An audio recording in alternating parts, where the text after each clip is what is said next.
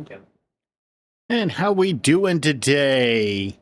I see Mad Dog here in chat. I think we got some charity streams going on today, so might be a bit more dead than usual. I have been waiting for this all day. We're going to traditional Mountain Dew today.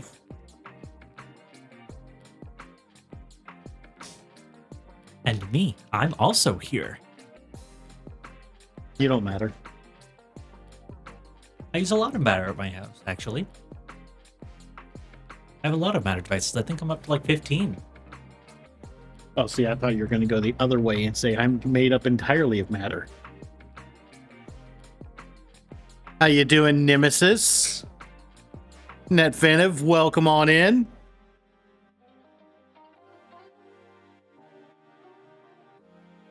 Parky Cat, okay, people are coming on in now.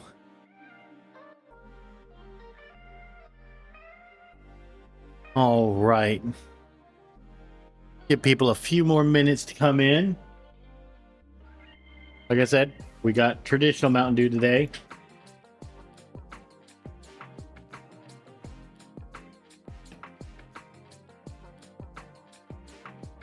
And for those of you that showed up early, James sat here, and when he went on vacation, he sat here and went to an aquarium, and he came back and brought me something. I'm going to be honest, I forgot about this until you started saying that sentence.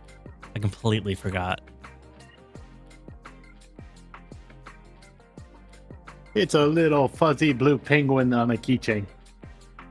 It is the best thing ever. Just like you. I wasn't able to show it last stream because my partner sat here and thought it was too cute and kept it for themselves for a bit. Not on purpose, but for a bit they kept it. Matt Owl, how you doing? Welcome on in.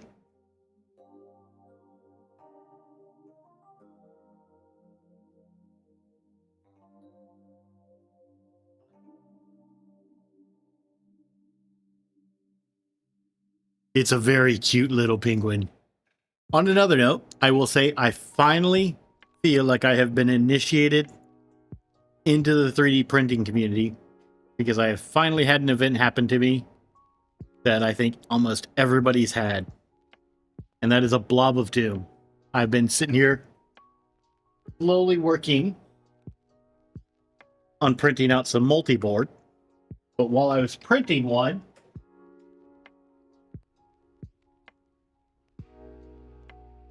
that big chunk happened.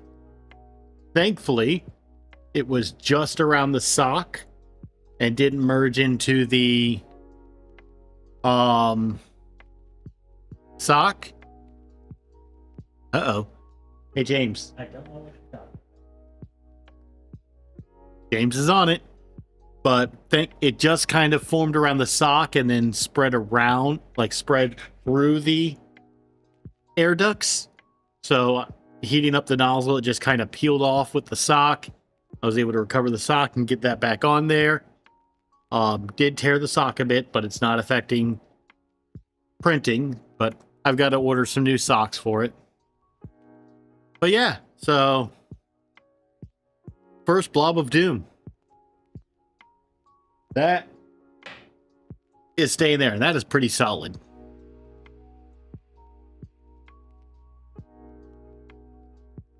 Other than that, I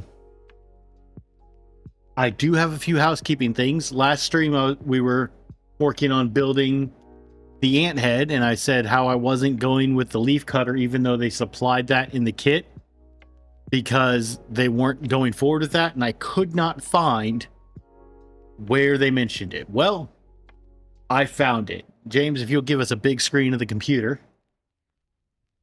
If you actually go into the ant head, into the STLs, it's actually under ducts and main bodies.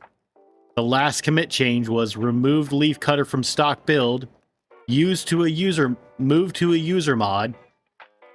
Leaf cutter, let me see if I can get the little pop-up to show up here. Leaf cutter is no longer getting updated after this.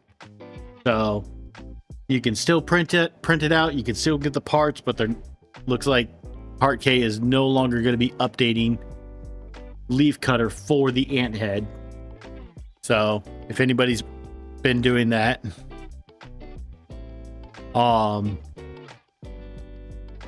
beware of that. Down under, how you doing?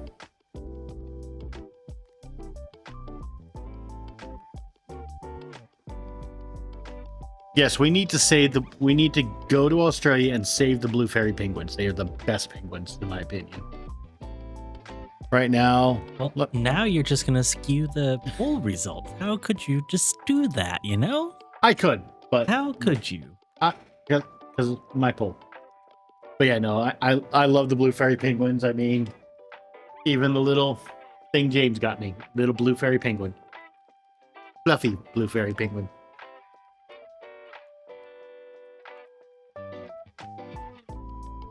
So yeah, they definitely do. Nemesis, that seems to be what a lot of people are doing. You know, they're not doing like the Filomatrix or the leaf cutter or anything like that.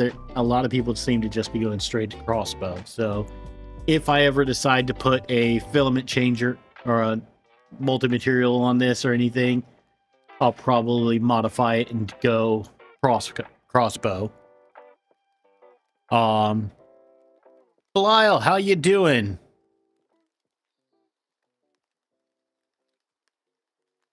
Yep. So yep. So eventually, if I ever decide to go multi-material on this, which that will probably get multi-material before this one, we'll probably go crossbow on this. What? Why would that be? It's almost like it's slightly bigger, but very slightly. That was just a little bit bigger. No, there's no way that this printer fits inside the chamber of that printer. No, never happened. Now the other thing I wanted to call out is when we were last left off on the stream, we were building the ant head. We have a high flow nozzle in here, so we have the high flow ducts, but the probe mount for the cartographer and beacon that is on the ant head GitHub is for a standard flow hot end. So I went searching and I actually found, and I'm going to post a link to this in chat, on printables. Someone had done a mod for the salad fork, and part of that mod was stretching the beacon mount for a high flow nozzle. So, and I've printed that out, got it in there, and I did like a test fit where I just kind of push this up against, and the screw holes now actually line up, so you can actually mount your ducts in with cartographer on an ant head. So I thought I'd point that out because it is been a huge relief to find one and not have to go through and make my own. Cody, welcome on in.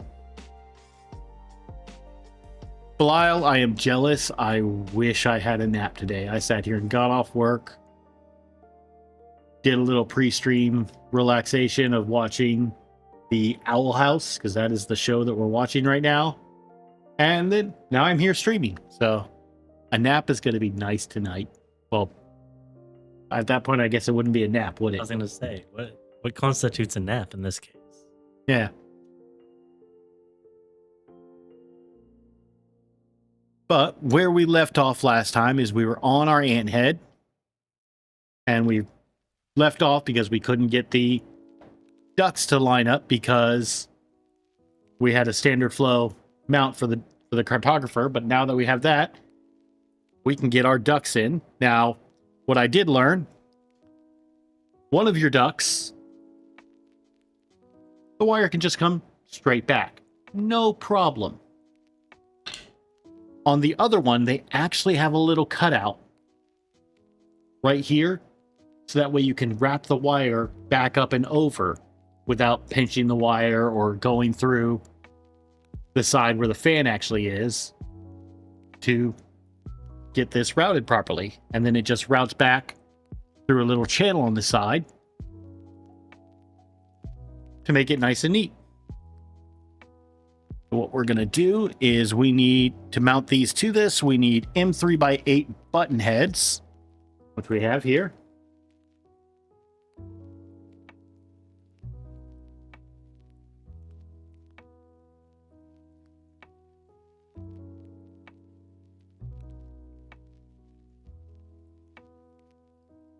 Oh yeah, we definitely need Star Trek references. I am probably one of the weird nerds that I am a Star Trek and a Star Wars fan. So yes, please go open up another tab on Dave and Terry's stream. If anything, just to also get them the views, because they're very good people. But yeah, definitely, give them a beam me up, Scotty, or make it so. Okay, so this right here is going to come in like so, and let's slide this over so I can get the screwdriver in.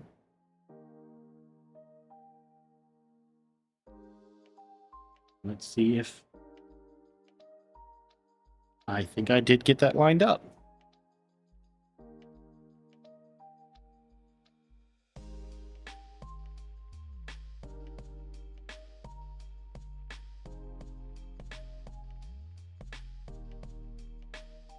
We're just tightening these down.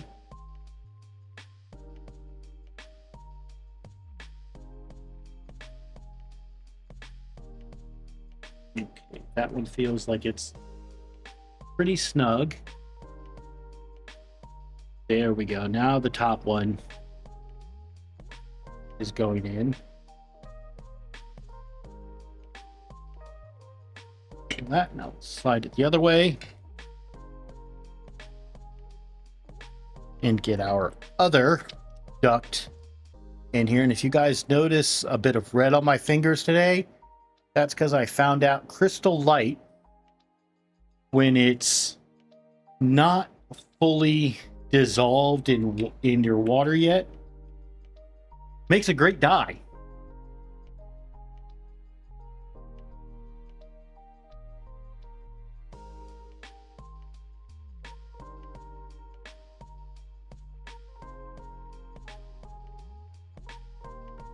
Looks like I missed the clip at the bottom of the duct.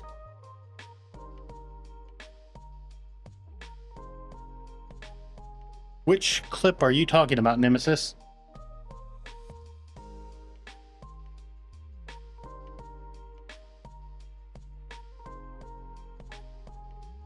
Let's see, we're just tightening up.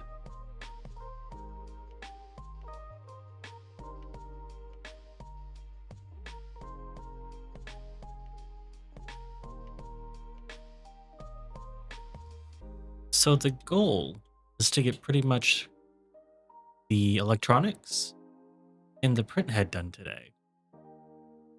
But chat, I want to know how much, knowing Penguin, do you think we're actually going to get through?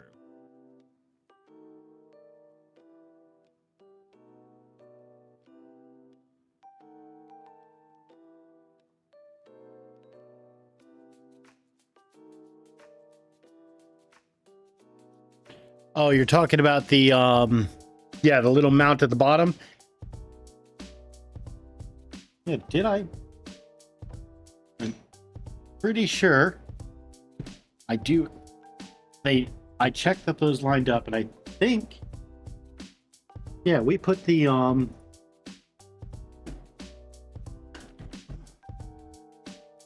Holy wires, Batman. yes, we put the no. Let's see.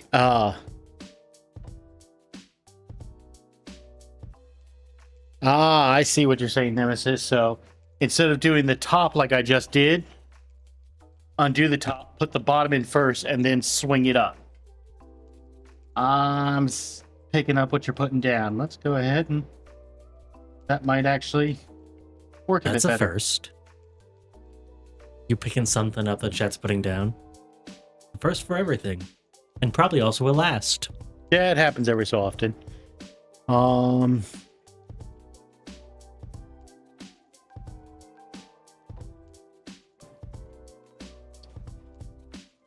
Now,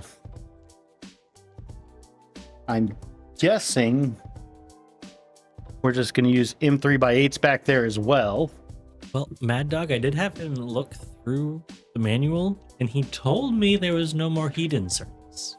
So, it's either we should be in the clear, or he lied to me.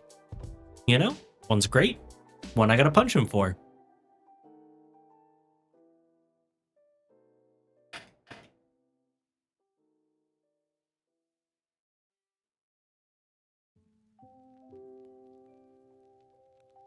I just realized M3x8s in there. why it looked a little bit dark over there. One of our lights didn't turn on still. Let me try and fix that. I was like, when you're bending down, your face was in shadow. That's not normal.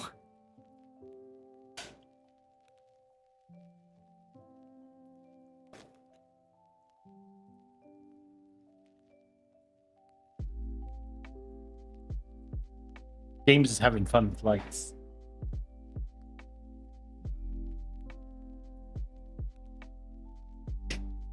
All right, Nemesis, I'm going to say thank you for that big time because, yeah, it actually does fit a lot better There we go. Light. and a lot more flush when you do it that way. So the manual doesn't call that out, but if anyone's building one of these, put that bottom screw in first and then fold it on up. Man, that light is doing a lot more than I thought it was. Holy cow, that changed everything. Can people see now? Wow.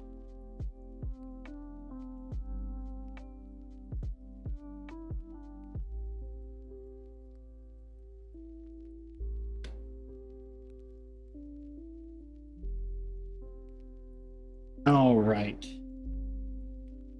Oh yeah. That is a big thing. That's what she said. That is a big improvement over. I mean, Nemesis, I can put him in the dark if you'd like me to put him in the dark. I have that power. If I'm in the dark, I can't be blinded by the light. Good.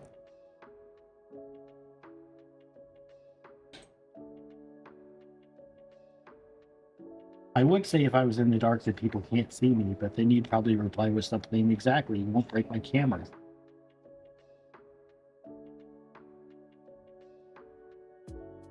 I can mess with the light just like I was messing with the left and right audio the other day. And go, ooh, ooh. Or about this one. So Belial, what I am learning is that while the ant head is the stock tool head for this, I probably would not go ant head again. There are a lot of hidden screws and things of that nature that are just a little, like, not really annoying, just annoying enough to I've got a lot of hidden screws. It's okay. sit here and be like,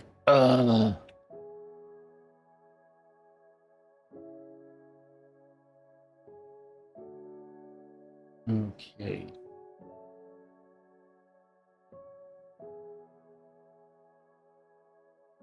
Have that in now.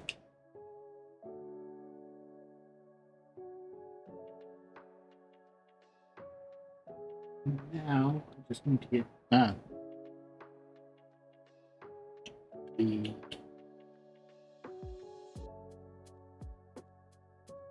I mean, to be top fair, screwed isn't in. looks the main thing that you care about? That's why we build printers ourselves, for the looks, right? That's totally the only reason. Let's see here. Yeah, the ant head does look nice, but I can say it has been. There are a lot of little quirks that make it not the easiest tool head to build. Especially, like if you wanted to take this carriage off, you literally have to pretty much take off the entire front of the tool head just to get the carriage off. Okay, so we have our fan ducts on now. Now, the next thing they want us to do is cut our Bowden tube and then test fit it with the extruder. But we don't have the extruder built yet. So, what I'm going to do is take this thing and move it off to the side. And we're going to pull up the Galileo 2 wristwatch. I have a question. I might have an answer for you. Why are you making a wristwatch? I thought you were making a printer. James can't read. I just know what you said. Read what's on the screen. I can't do that.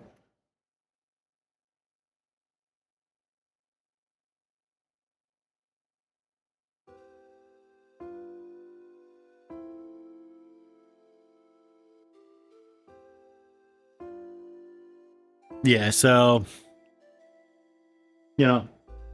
I can say the ant head has been a fun little build, and from what I can see, their modification on the wristwatch is actually pretty nice, having the filament sensor That dog, I beg built to in. differ. But we are going to see how that does. I think my worst one is the one responding to cullets. I mean, call it. That's what I said, cullets. What'd you think I said? That's our configuration. Okay, so we have our extruder kit. And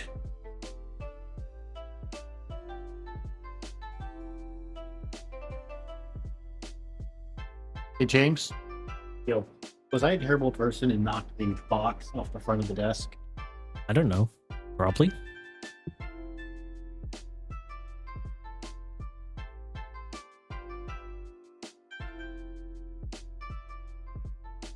No, I was not I mean, you're a terrible person. That's beside the point. I was a terrible person and put it to the side of the desk. Okay. So, we already have our heat set in there. So no heat set there.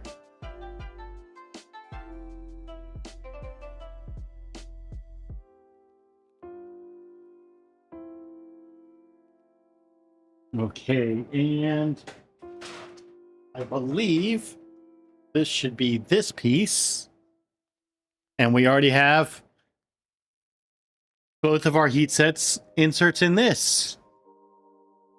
So we did do heat sets already. Yay! You came real close to lying to me, though. Well, there weren't any more in the tool head. That's not what you said. Okay, so we have our I will MJF fight you about planetary it. gears.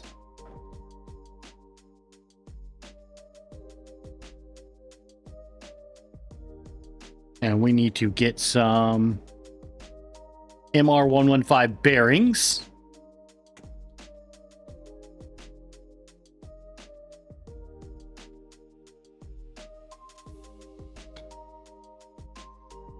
And put the bearings in the gears.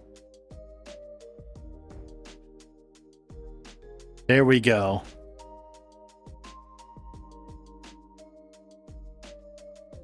Mad Dog, thank you for filling us in on that. That is actually really nice to hear.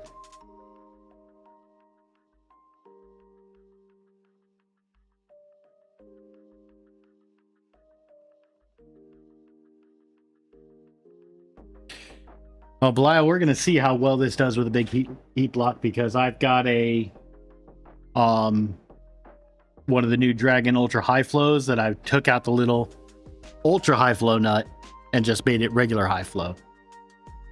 Okay, so then we're going to grab our little sun gear holder, and they're going to go bearing side in, it looks like. 1,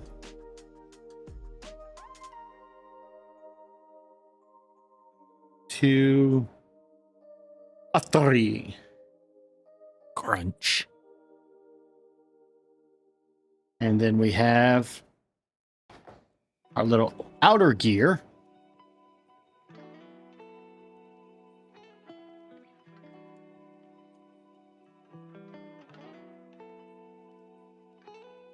And that's going to go in like so.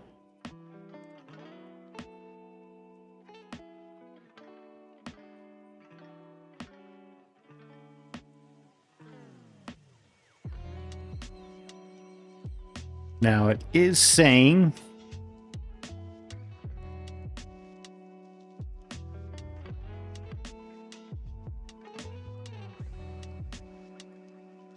let's see here. I have not actually read this yet. Unfortunately, this means some gearboxes will be tight. The best way to ensure a smooth running gearbox is to manually run in the gears using a drill. I mean, you got an electric screwdriver, close enough. I got a drill.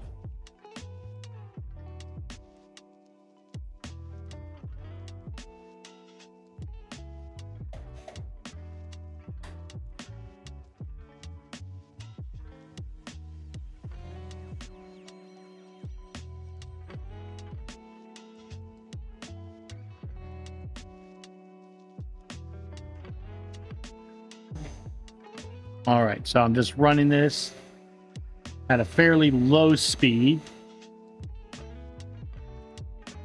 going clockwise and now counterclockwise.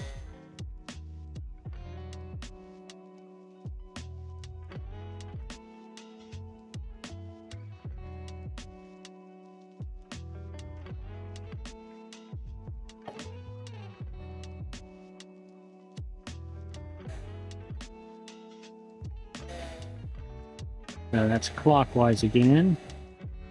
All right. Seems to be running fairly smoothly.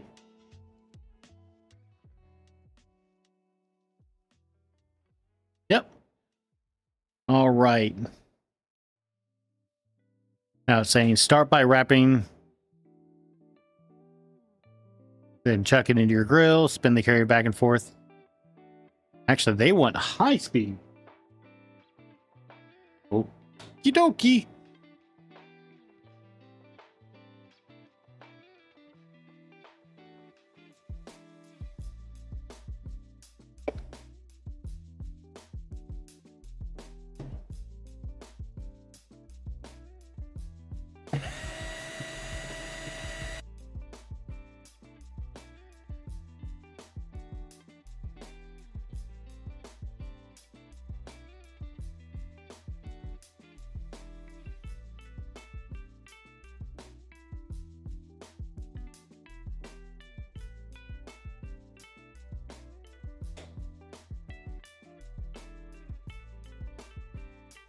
And then we need to add some grease.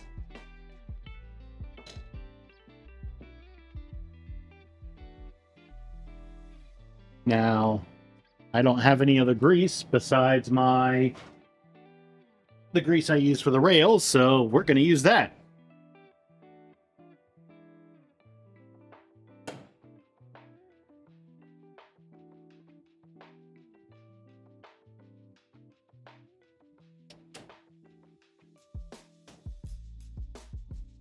Down Under Maker, I agree with you. That felt brutal.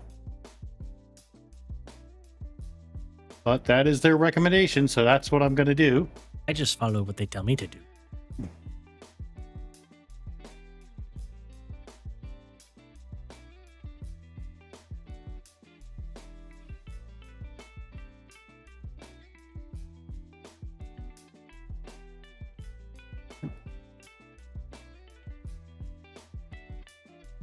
Okay. They're saying give the carrier 10 to 20 rotations. 15, 16, I 17, feel like you've 18, done more than that 19, with the drill. 20. Well, once you put the lube in. One, Sure. 2, 3, 4, 6, 7, 8, 9, 10. Back in the other way.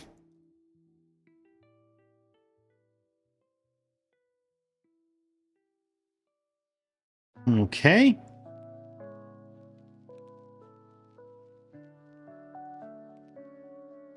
And that is running even smoother now. So, yay! I mean, grease will do that. So yeah, Belial, the LDO, not only gives you the parts in the kit for the wristwatch 2, what I just found out, because I was going and looking for my solder iron and all that, is they actually sit here and give you the switches for the modified wristwatch 2 for the ant head, pre-soldered as well. So you don't have to worry about Hold on. soldering. You said you were looking for your soldering iron? No. You mean the one that's always in the same place on your arm, your frax arm? No, that's my heat set solder. No, I was looking for my actual solder, but found those cables before I found my solder. So that was nice. All right, so we already did this part. Let's see here.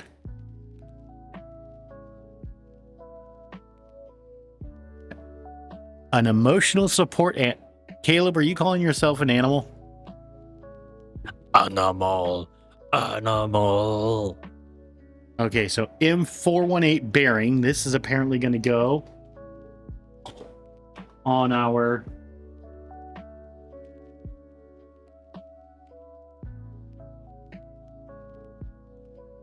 I see what it's doing. Now I see, I think. Methinkses. That's going to go into the printed part to kind of give the, I'm guessing, motor something to rest on.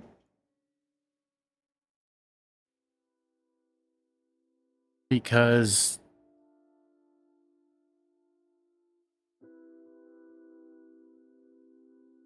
that is showing a drive gear shaft. Ah. Ah ha ha, I see what it is now. Methinkses he understands it. Me can be big dumb sometimes. Sometimes. Yes, I'm giving myself the benefit of the doubt. And why would you do that?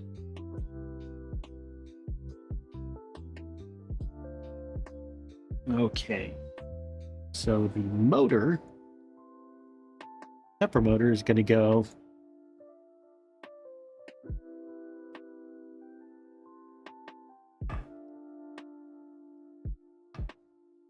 and if it doesn't fall out, the stepper motor is going to go through the back of this. Unless I'm an even bigger idiot. Nope, that is, I put that in the right way. I need to get this stepper motor to align with all these gears.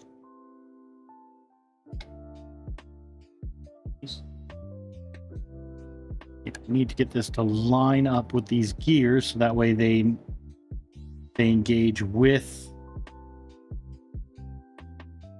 the stepper motor. If a raccoon wouldn't try to kill me, I would love an emotional support raccoon.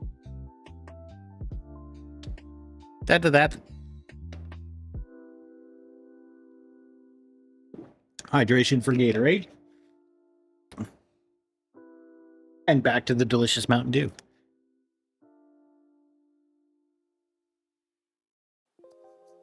Though Caleb, we're in Florida. Shouldn't it be an emotional support alligator? Nah. Trash panda. Yeah. Mopachi.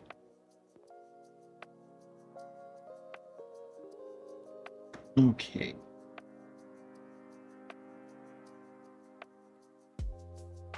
I just need...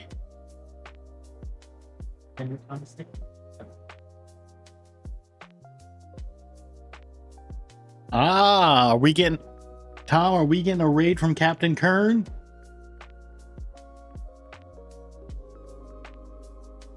If anybody... If we are, I want to...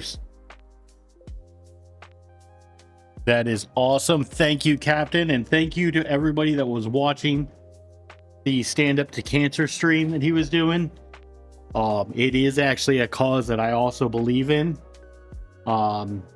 Having a cancer survivor at this location ourselves, so I think I finally got... I think we're getting somewhere. Just need... There we go. All right. So I got that, and yes. Happy From happy. Okay. Happy. And this needs to hop on, and all of that should be lined up now. So hopefully it is just going to be a screw that holds that all together. We're going to find out.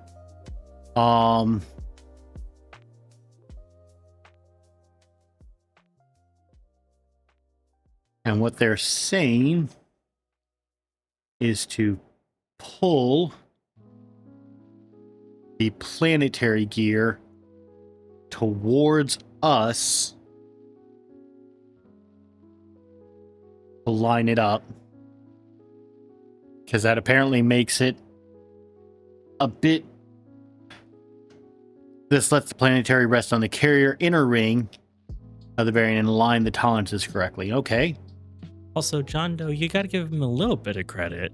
It's not stream 837, it's only stream 216 on the Micron build.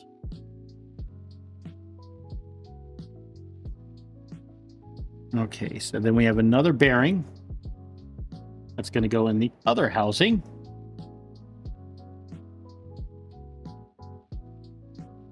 John Doe, welcome on. Pat, Da Vinci, Heidi, how y'all doing?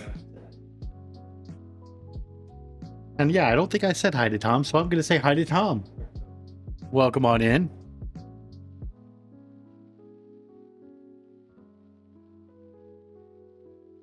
So Captain hit 5,000. That's going to get an applause. I'm sorry if this is for headphone users, but I've got to give an applause to that. That is amazing. Thank you to everyone who has donated to that so far. And, you know, even those that have watched and been a part of it, you know, it is a great cause to go for.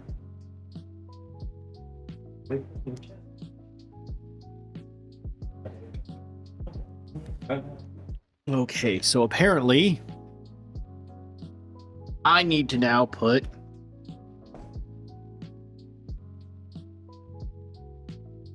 a drive gear. Also, Mad Dog, it's not that I drank anything different. I'm just getting a little bit more comfortable on the microphone. That's all. Still a Icon, tiny how you bit. doing? R squared, welcome on in. For those that haven't joined us before, we are building a Micron. Right now we are building our extruder, the wristwatch, Galileo wristwatch, but it's a modified version for the ant head.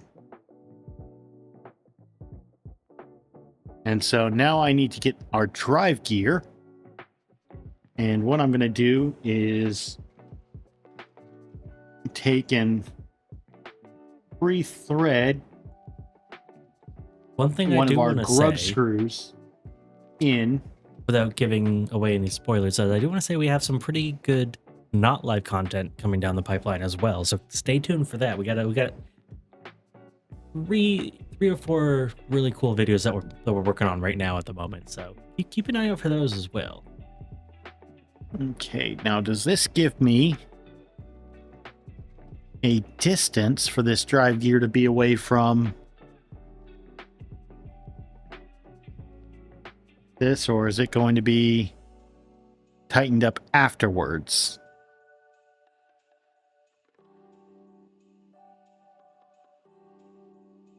I do not see a specified distance for our drive gear, so I'm guessing we're just going to line it up with the filament path. And oh yeah, we can easily tighten that gear after the fact. Let's see here. Verbal Shadow, welcome on in. Let's see, Heidi.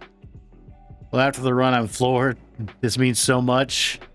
They say 1 in 4 will be touched by cancer somehow. Many of us are actually 4 in 4, and at least knowing someone who has fought the monster. Yeah. And if you guys haven't had time to watch one of the streams or donate, if you can't, I won't tell you have to go donate or anything like that, because, but if you can, every little bit helps. I know that includes, even just watching, that includes sharing the videos. So I know someone mentioned, I believe it was Tom, said there's still another stream tonight that's going for the donation run over on 3D&T's channel. So, even just sharing that video, if you can't donate, sharing the link to the donation page can go a long way in and of itself. Yep. And like I said, in this location, we have a cancer survivor. So donations like that go towards helping people you may not even be aware of.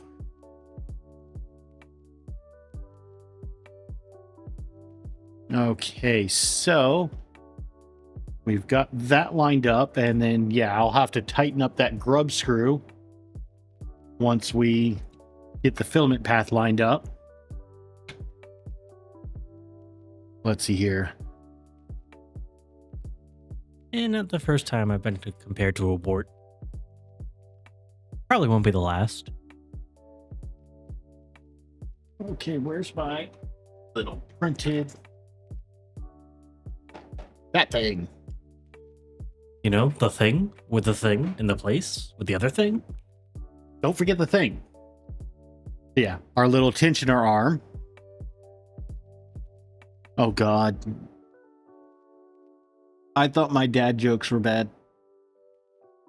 But ant head or wristwatch. I wanted to make another joke, but the tension was too high. I made that joke just the other stream. They can't steal my jokes, even though this came out way before that stream video / title came out. Come on now. Okay, so we got our last MR115 bearing, and that is going to slide in like so. Now, the big question is this 5x16 millimeter pin? Is it going to be in the Galileo 2 extruder screw kit or somewhere else entirely?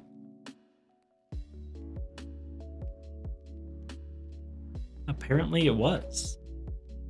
And the pin Oof. is Oof. not in the screw kit. I need you to read that chat right now. I'm very upset. I am so upset that I didn't think of that first.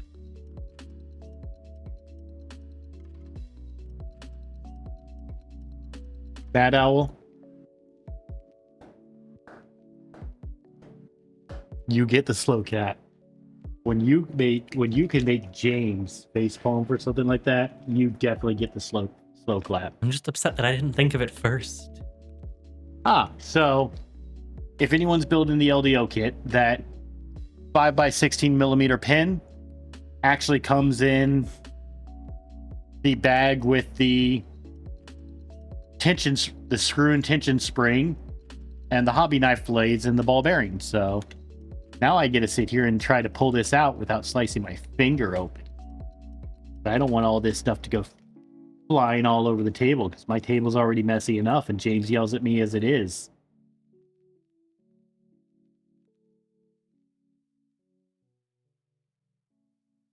Okay, and so this is going to go from the open side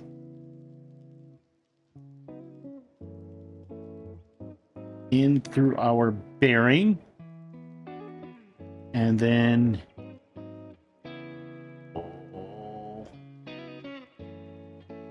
I think I might need to grab the reamer out.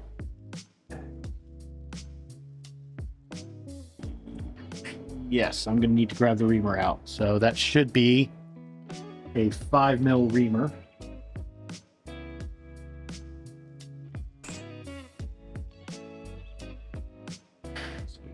That is 5mm. Yep. Okay. So with But I like yelling at him.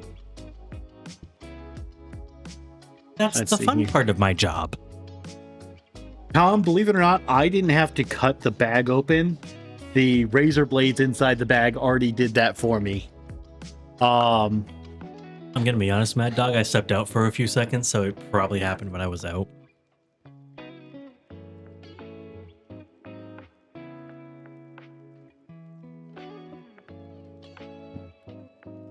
Heidi, I will do you one better.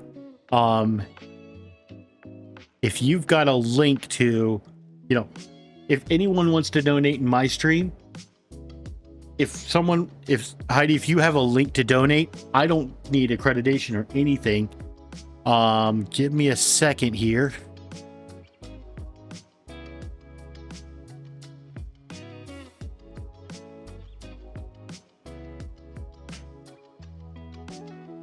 Heidi, you should be able to post a link now if you have one that people can donate if they want to.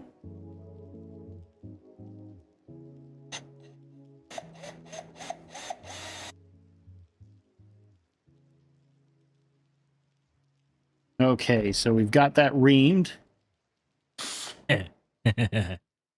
Yeah, we do. Yeah, that went in my eye. All right, yeah, that's fitting a lot better.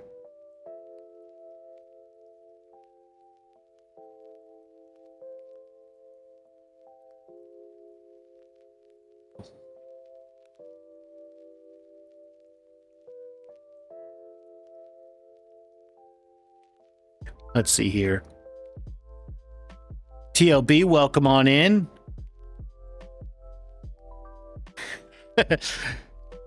Nemesis and John are all for you yelling at me, James.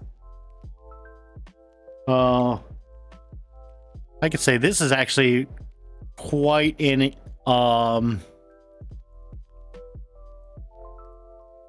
entertaining for me because usually I don't have this much talking to do, so I'm enjoying this. So keep up the talk as well, guys. It helps out the channel. And let's see here.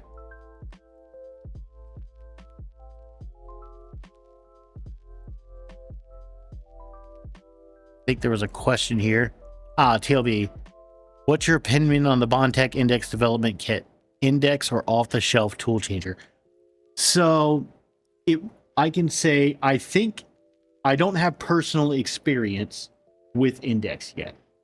So that being said, this is an opinion. Take it with a grain of salt because I do not have hands-on experience with it. I think there are some issues that need to be worked out based on feedback from the community. But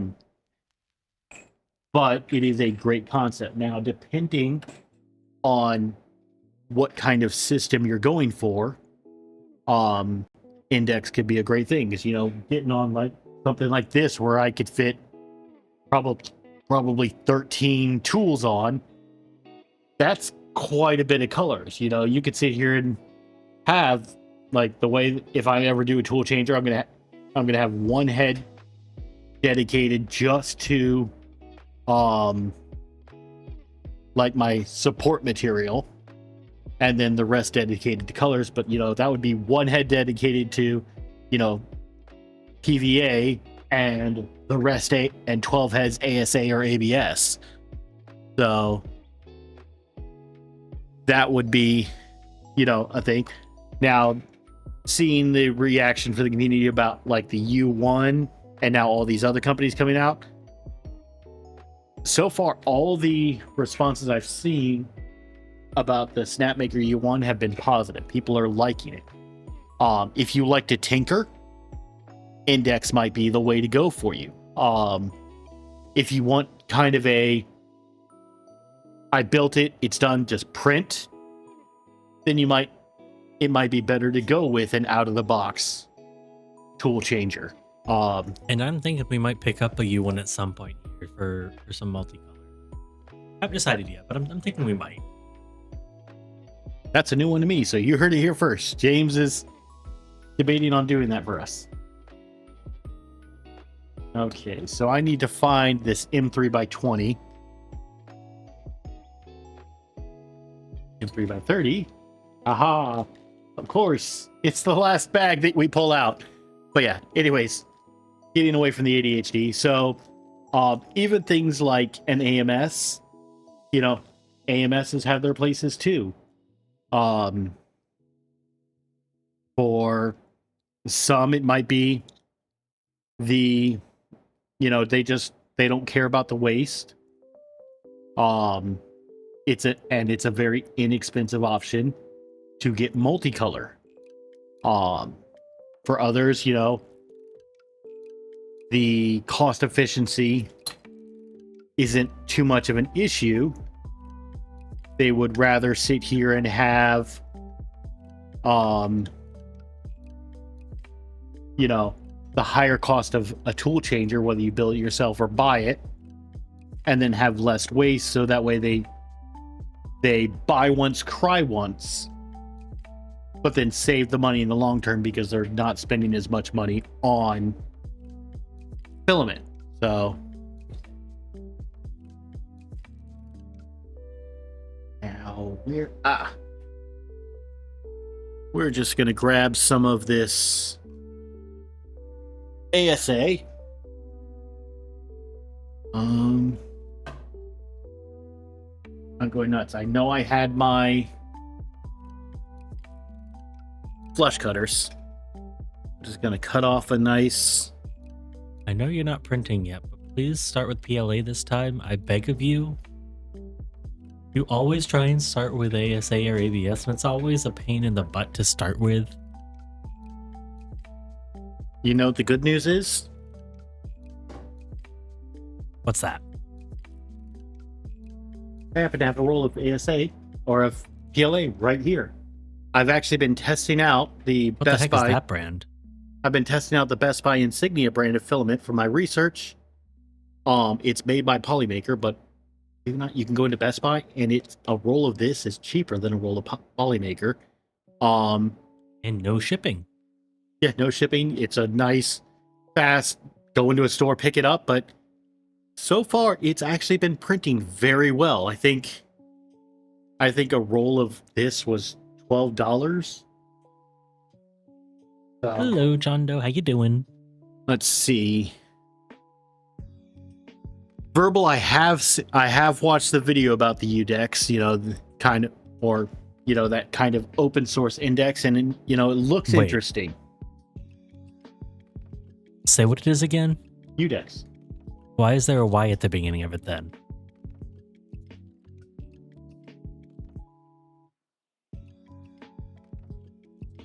I need this answer. Why is there a Y? Why is there a silent Y? How does that make sense? Why you?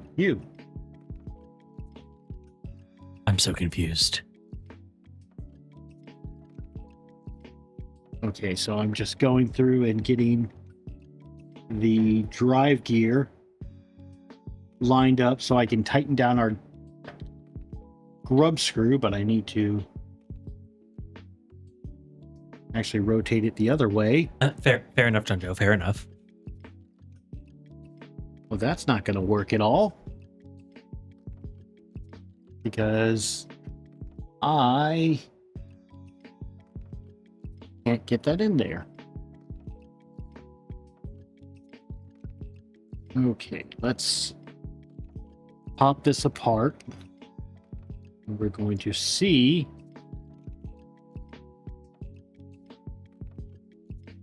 if I can rotate. There we are.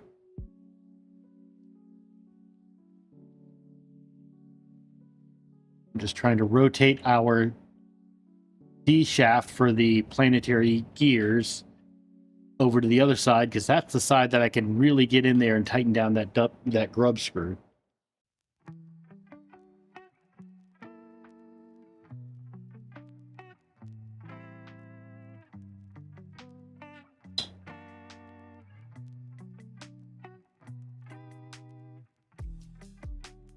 Okay, do I have that lined up in a way that I can tighten that now? Nope, still needs to go a little bit more. There we go. That should allow it to line up.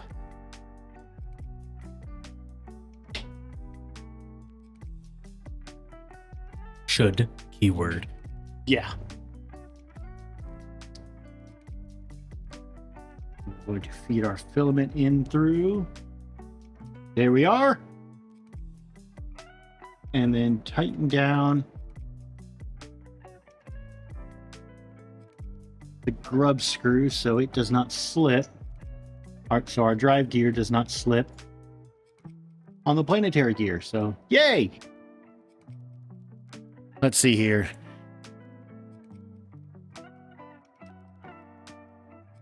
Tom, I'll have to read that after stream.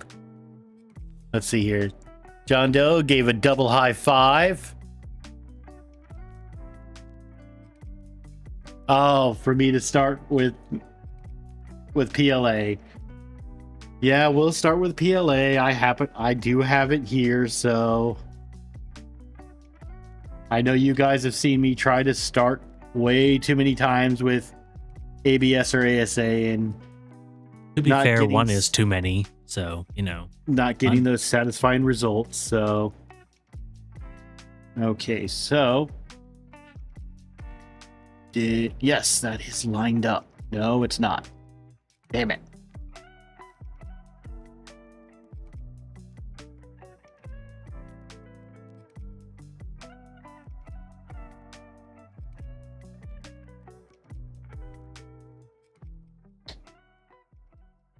There we go. Now I felt that snap, so lined up with those.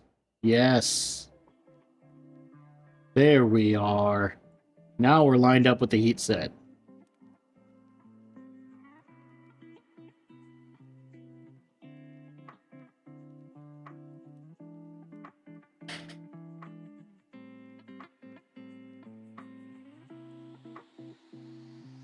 Okay.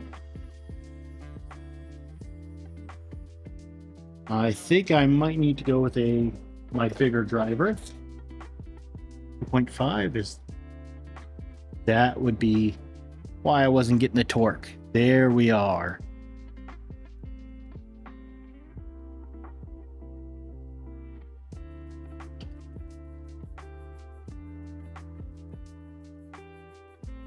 Okay, so that's all lined up.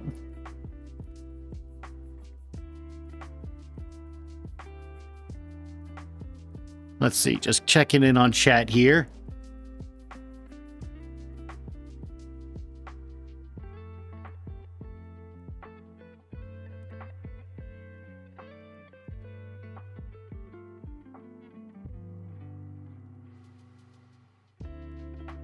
So TBL, I don't know if it's because it says 1 second tool change. I don't know if, or like a 5 second tool change on the UDEX. I don't know if that's heating up. That might just be literally changing tool heads. Having not built it and I haven't looked that hard into it, I can't say, but theoretically, if you can switch between the heads 5 seconds, that is a 5 second tool change. That's one of those technically correct is the best kind of correct.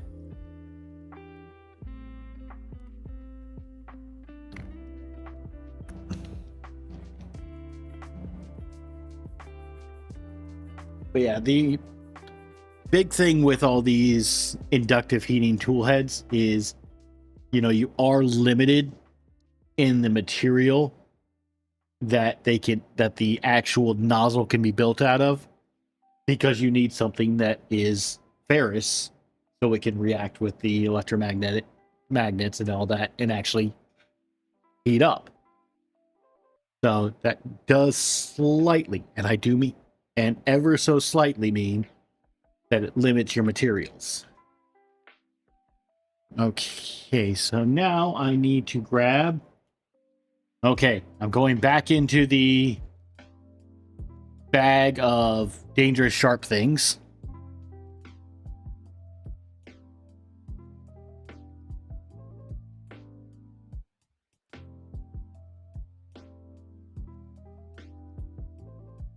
And yeah, so for those that don't know, thank you, Heidi, for posting it. Captain's little donation rally closes at 11:59 Eastern tonight, so it's currently 8:32 Eastern, so 3.5 hours about. So if you do want to donate, I would get those donations in. Okay, so I'm just trying to get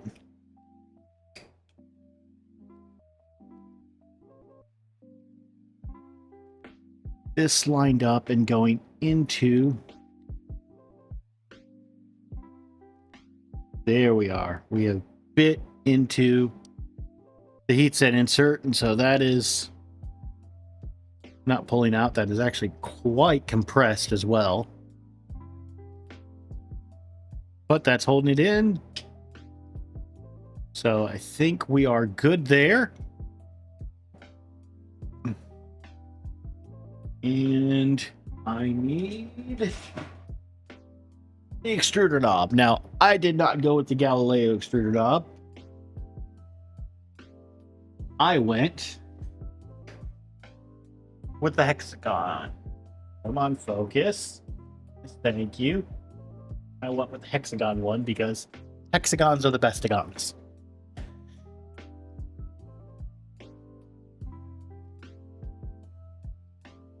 Oh, let's see. UDEX is not inductive. It looks a lot like an inductive one, so I'll have to look more into that.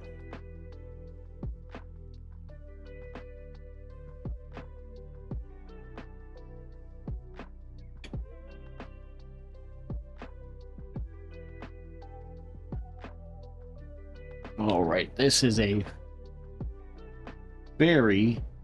Whoa. Hold up Oh, now. shit. You got to respond to that. Oh, Tom, no. Hexagons are the bestigons. You may not like their look on like skirts, but hexagons are the bestigons. They give they are the least amount of wall for the most amount of surface area, or the most amount of area inside that can tile the plane.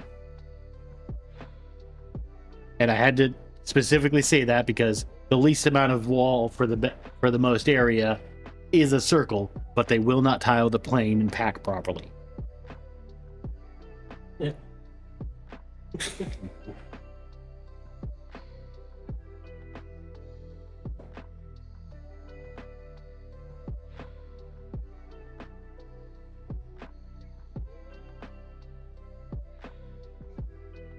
Oh, James, we need your little button.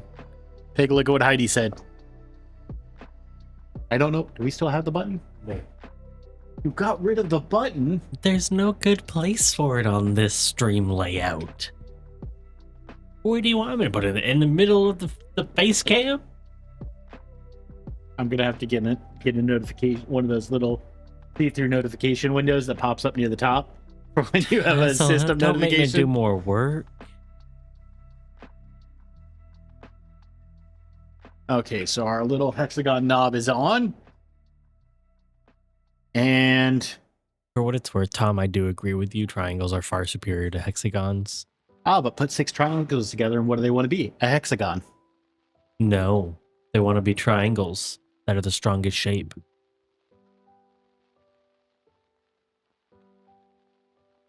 So we got all that work in there.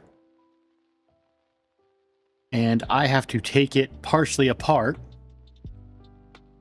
because I need to get those filament sensors installed in here.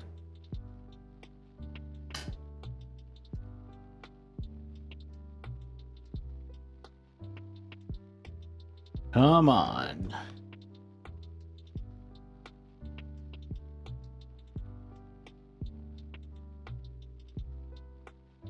Trying to, this one was a very tight fit. And now I get to pull the That hexagon off. Is what she said.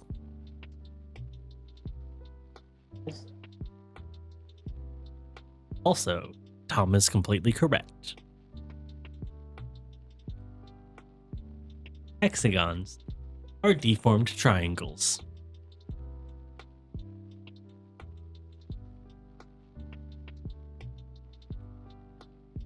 All right.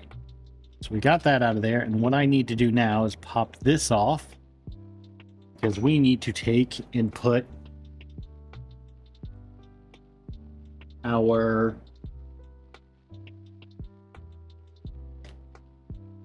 micro switches on here. This one I do not need and will not need because this was for clicky. And we are not doing clicky.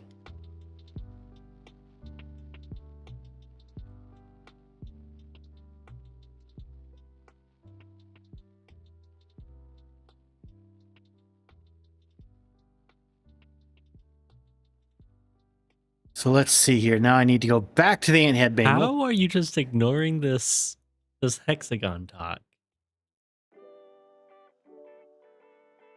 Well, it depends. I can get involved in the hexagon talk. Or I keep building. Because I know if I get involved in that hexagon talk. ¿Por qué no las dos? Well, because I know if I get involved in the hexagon talk over there, I will go full ADHD. How you doing, Gergman? Welcome on in. Welcome to the debate of hexagons versus triangles. There's no debate.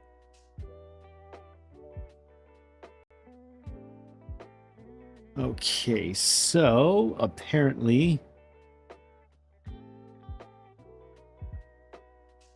this goes.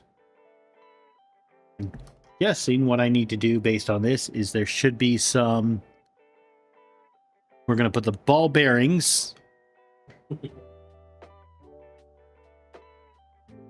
There's the dangerous bag.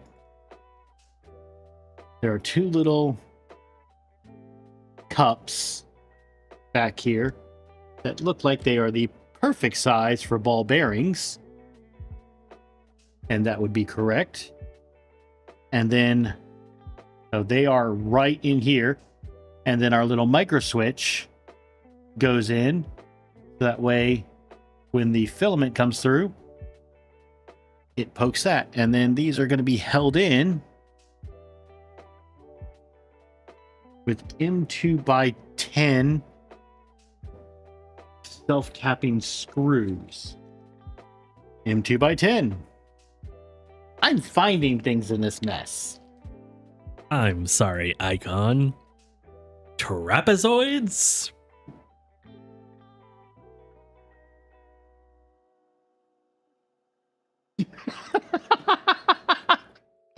Oh.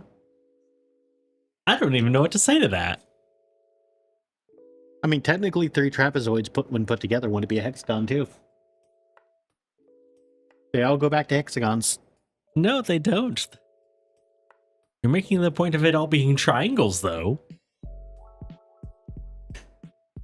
Okay, so let me find my 1.5 mil. There we are.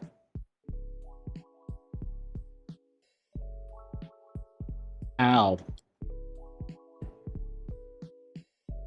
I heard it. James is making loud noises and You muting don't need himself. to address it. They don't hear it.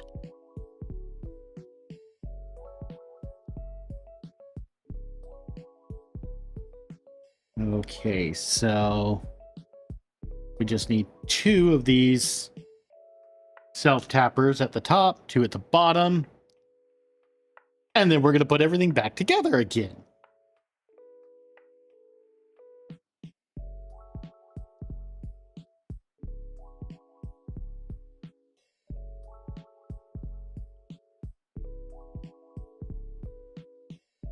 Get in your hole. Do I even need to say it?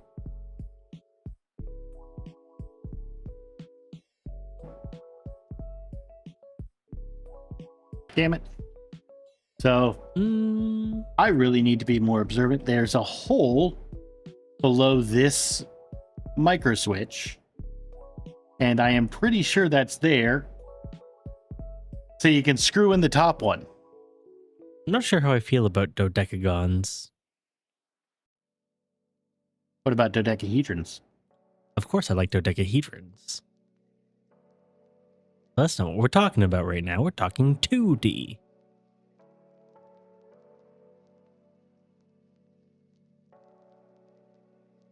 Bergman, we're literally just talking about shapes. That's all. Just shapes. Because hexagons are the bestagons. Triangles. But to be fair, everything does fit in the square hole. So square's not bad either.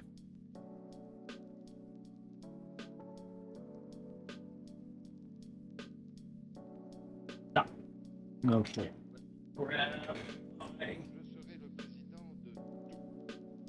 1.5 mil ball head. Also. So, Gerdman, we are sitting here putting together the Galileo 2 wristwatch extruder right now, but there is a mod for the ant head that adds a filament sensor to it. So we're adding the micro switches so that we have our filament sensor on here. But on this, stand up here, there's a hole on the bottom one that you can actually get down through there with a ball head driver or key to reach the screws on the top one. So make sure that you put the top one in before you put the bottom.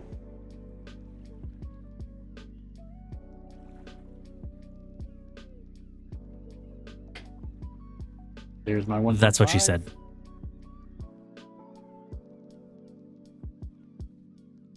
Yeah, so it actually is quite a nice idea that they did here, just to build it directly in.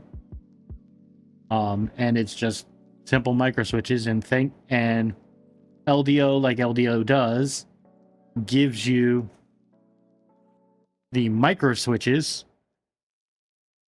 pre-soldered, so you don't even have to worry about that. Okay, so now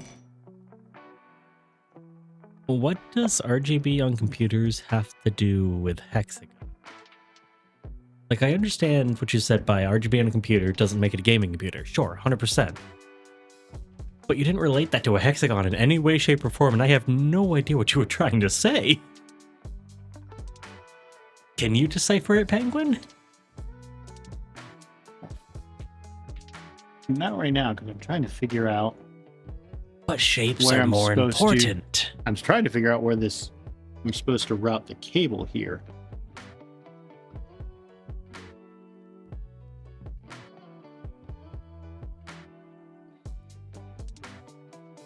Okay. Seem that one's going to go down that way. And that one's going to go. So we have a little notch right there. So the bottom cable is going to come out that way. And then there's a little cutout up there. That's where the top cable is going to come out. Now I just need to get everything to align. Now I get it, Tom, but also verbal shadow. I like your explanation. Probably a little bit better. But Tom, I get what you're saying now.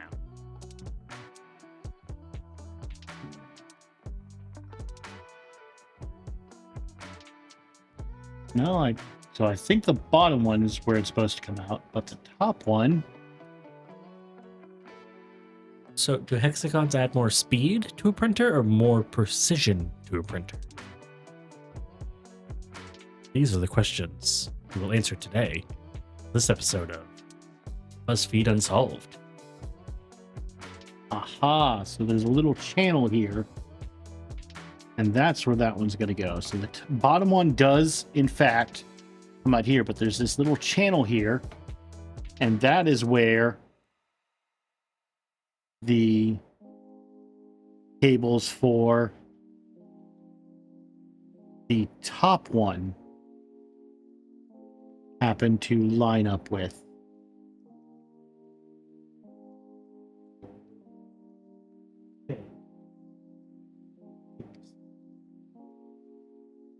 Uh-oh.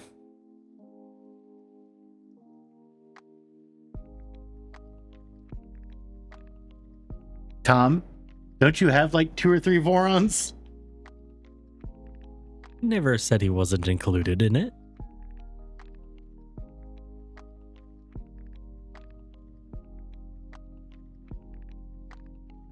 Okay, this is not the most fun thing to line up. Welcome to building a printer. How can I help you?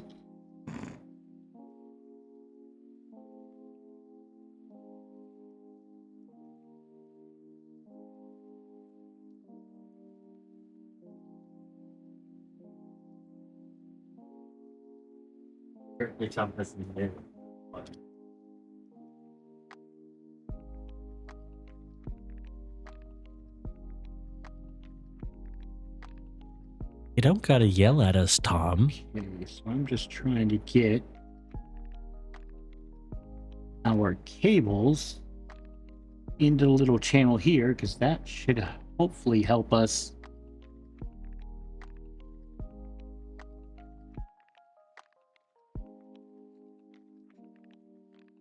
line it up with the back channel.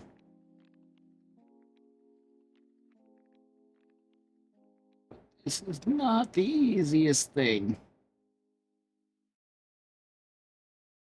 I'm also trying not to put too much pressure on the cables themselves, because I don't want them to snap off the soldering points, like what happened with the NeoPixels when I was building the 2.4. Gergman, I beg of you, I cannot do 3 streams of frame building. Please.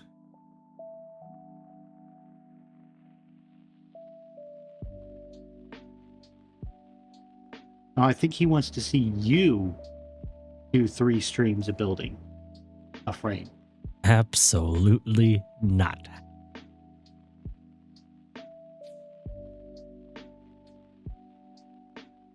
Okay, I think I got that in.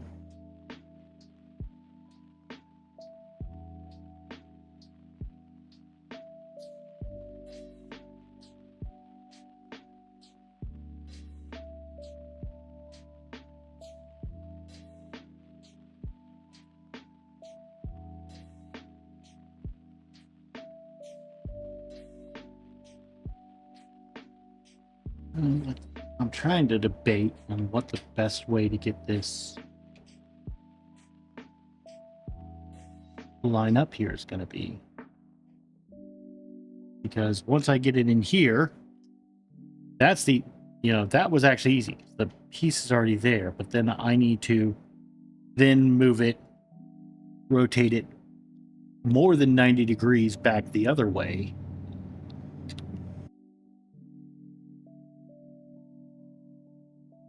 I'm not nearly calm enough to be compared to Bob Ross in any way, shape, or form. That much I can promise you.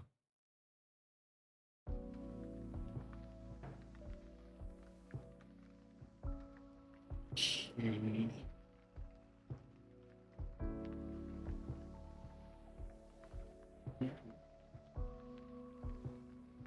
Oh, we're so close.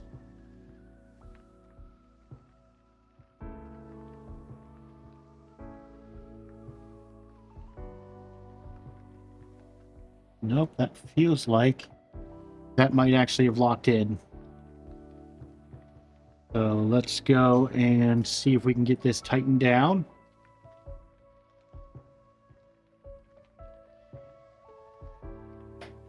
Okay, we're tightening.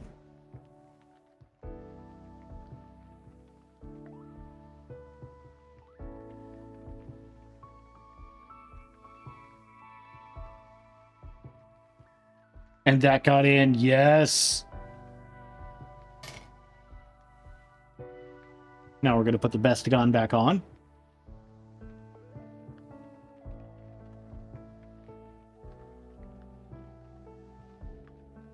And those holes are all lined up.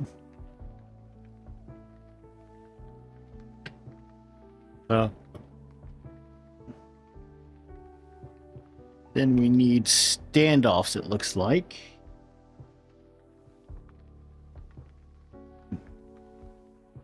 Why are you being so standoffish?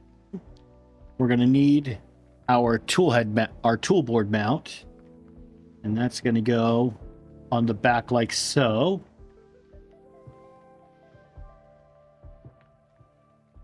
Let's make sure that there's nothing else I forgot here. So yeah, the one screw there, our extruder thumb screw, the knob, and yep, that is it. That is the difference right there. It says is the two switches.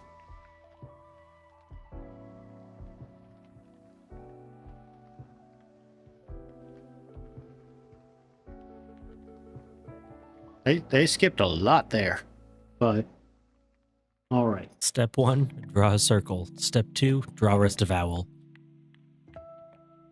So we have our M3 by 20 standoffs.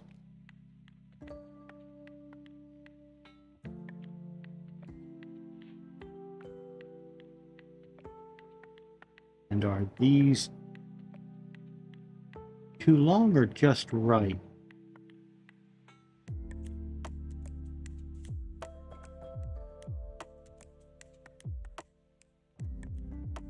Should.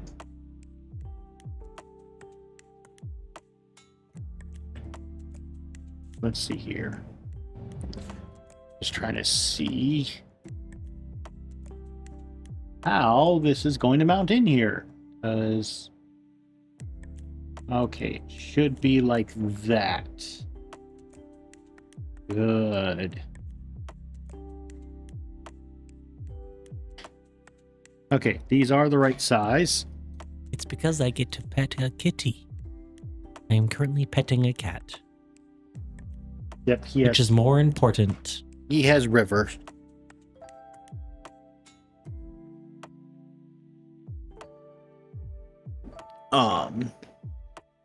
But now I get to figure out which screws to use here. And I'm going to guess it's going to be the M3 by 8s.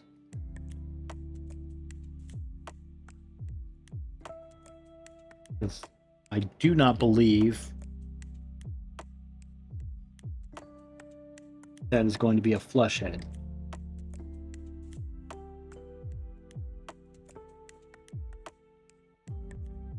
Sure. Yep, that is threaded for M3. So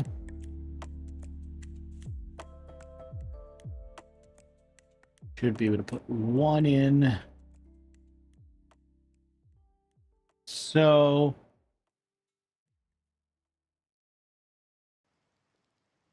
grab our 2.5 mil and screw it in.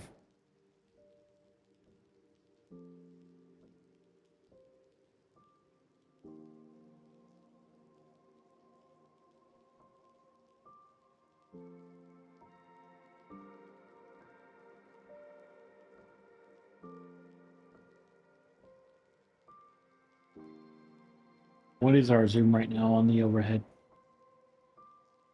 No idea. Honestly, the only reason I said you should read it is so you can mention that you need to buy another Frax arm. Yeah, that is something I do need to do. I need to buy another Frax arm, so that way I can zoom in for you guys for stuff like that. Now,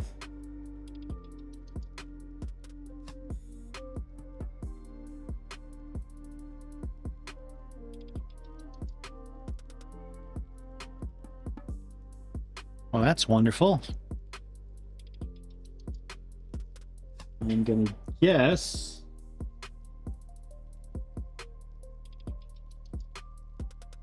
we're gonna be the M3 by 50s.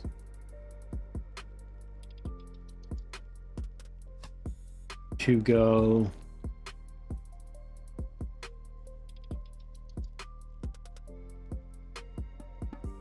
through the extruder body and then through the motor and then into our standoffs. But let's find out.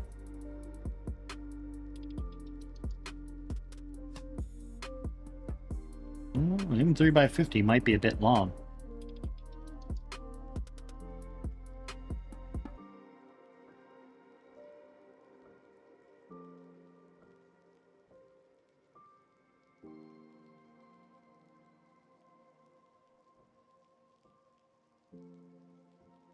That's all the way through there.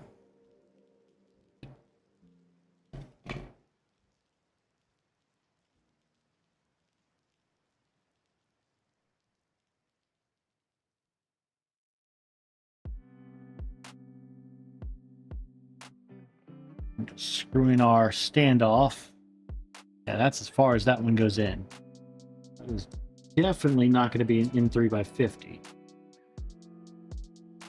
The only other one that I have here is an M3 by 30.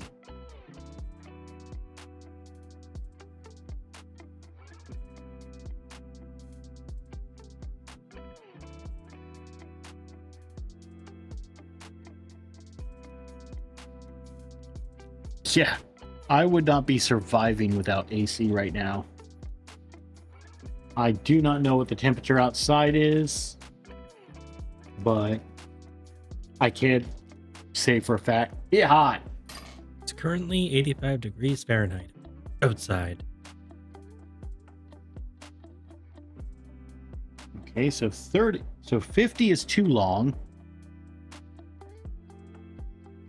And 30 is not long enough. Happy Extruder, how you doing? Welcome on in.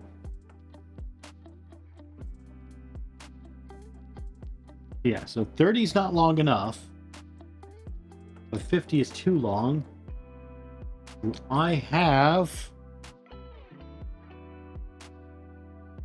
Unfortunately, this is where the manual not being entirely complete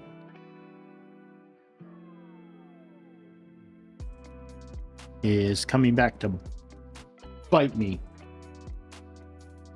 Let's see here. M3 by 6, those are flush heads.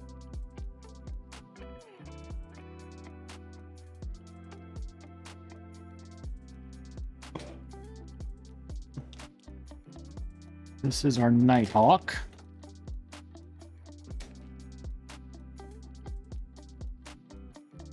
So that's only going to mount with two. 2 screws. That's there and there.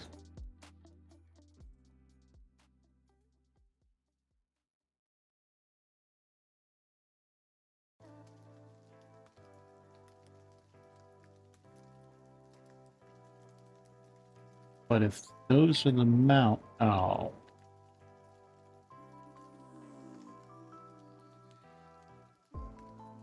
Don't you dare tell me I need Don't to do you? that. Forget about me. Don't.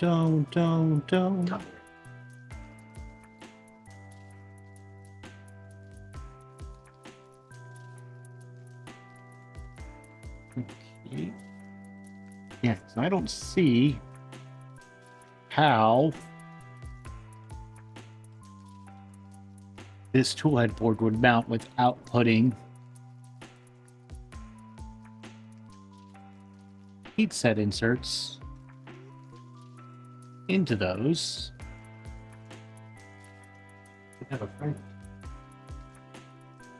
Uh-oh.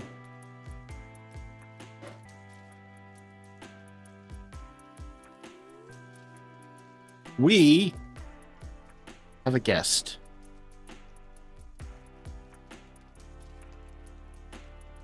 We have a very shedding guest. I don't know if you guys can see that, but yeah.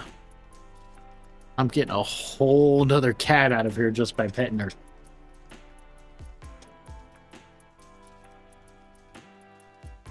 Ahead of the camera. Yeah, she started on her new diet because she's... And we found out she doesn't like dry food anymore. She's only eating the wet food, which is terrible because we need her to eat the dry food too.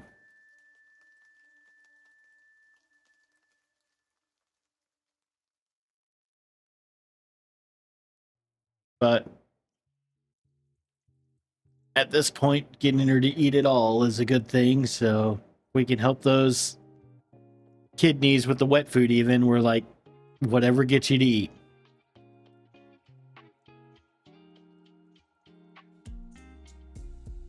She's just comfortable to stay there. Nope, I think she's stuck. Oh, okay. There we go. Yep, she's ready to go. Okay, down you go, kitty. Okay.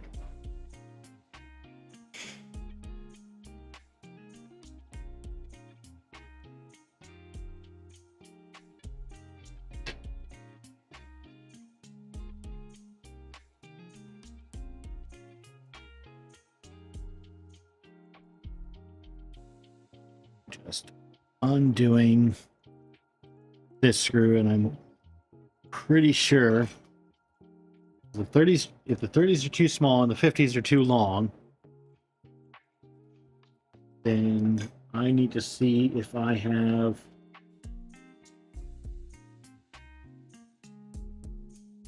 some 40s. Here's my fastener box in 3x40. Okay, so we've got those. We're going to put our heat sets on.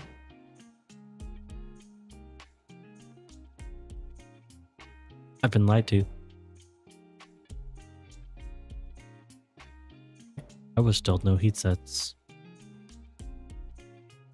How In my defense, absolutely this doesn't show them. Mm-hmm. Sure.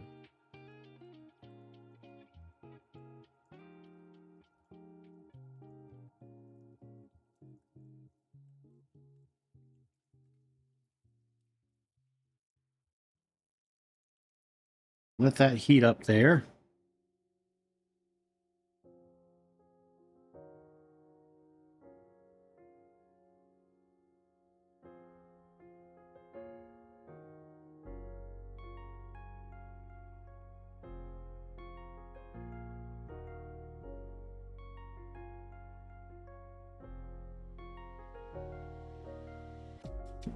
Okay, so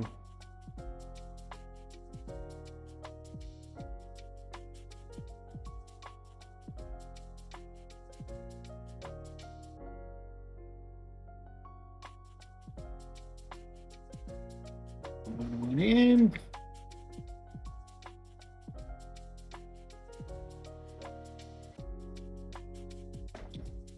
There we are.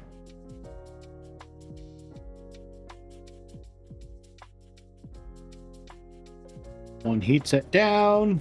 If you want to know how messy that desk is, he just had to dig to pull out that ruler. That's all I'm going to say.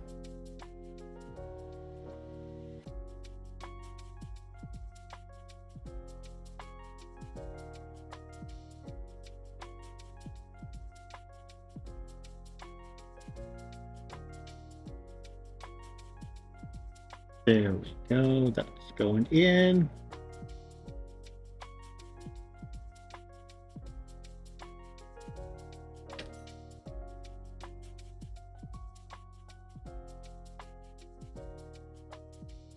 Okay.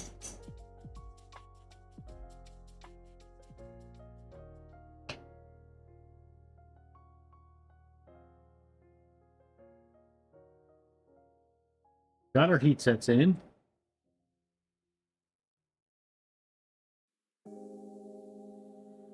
I just had my 3x40s.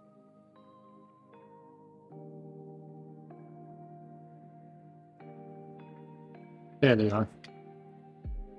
M3x40s.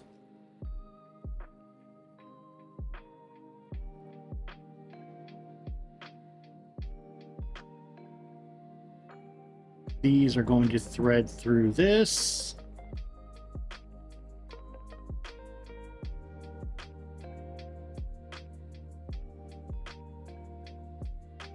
Not through that one. They're going to thread through this one.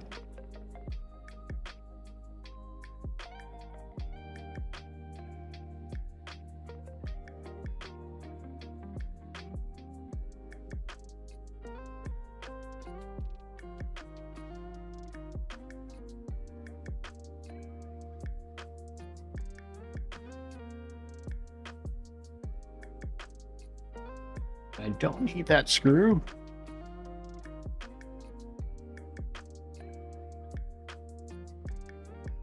And there we go. That's sticking out.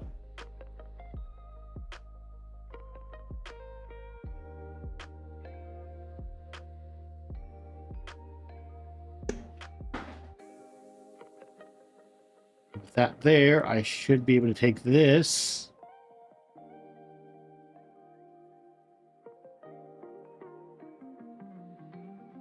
And that threads on, so yes, 40 was in fact the size we needed, at least in the top hole.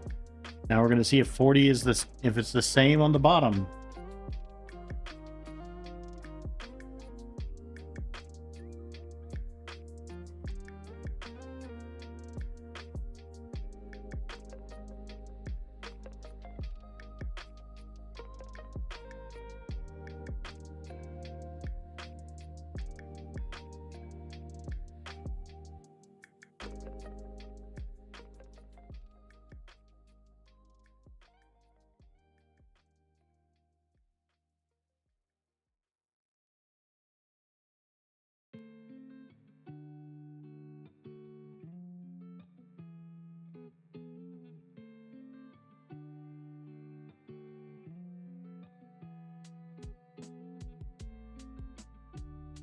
Okay, so I believe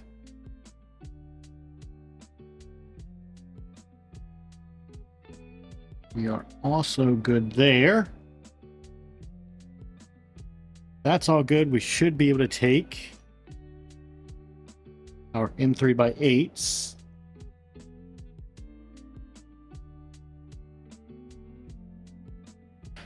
and go to the other side and get our tool head board holder bracket mounted to those standoffs. And I did just throw up a poll. I am curious how people are feeling about the stream overlay.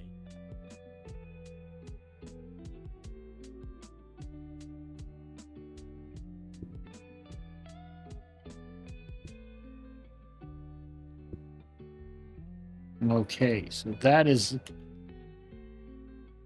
on. Now,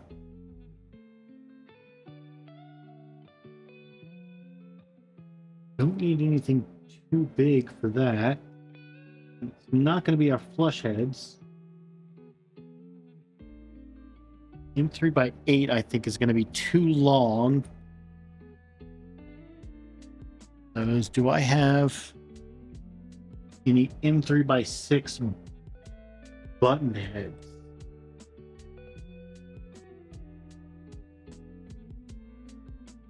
And I'm going to be completely honest and transparent with why I'm asking about the overlay.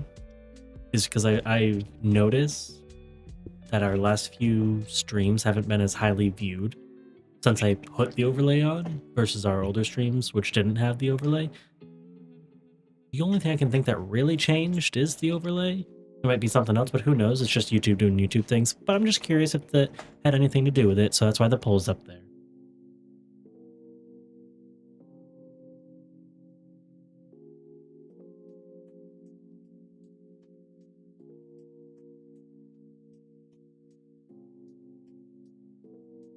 Okay.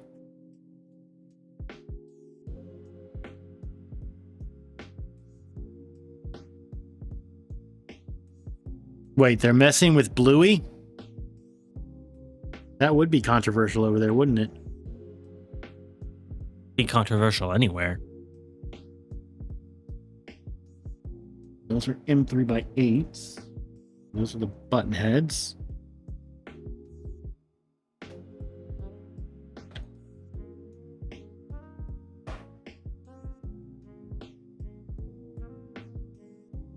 There we are, M3x6 button heads.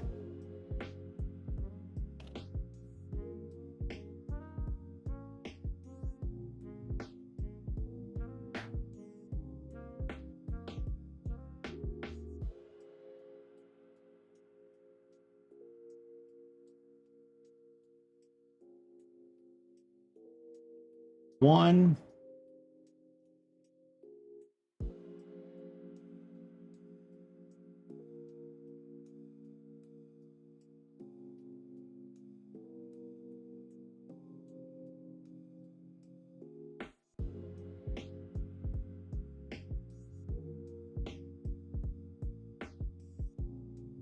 And two.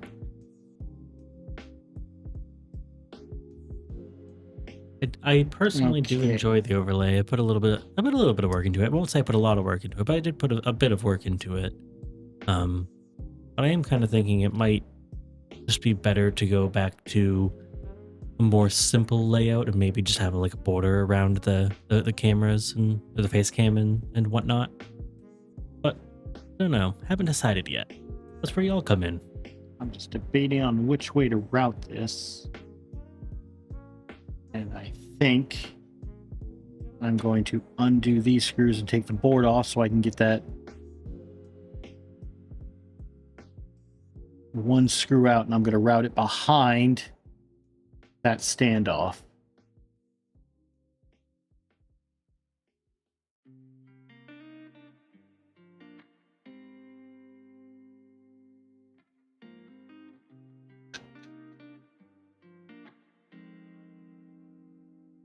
My only issue is I was trying to figure out a way where we can, have all the things on screen, but not be covering up any of the top down, because it's nice to have the full width of the top down available for Penguin to use.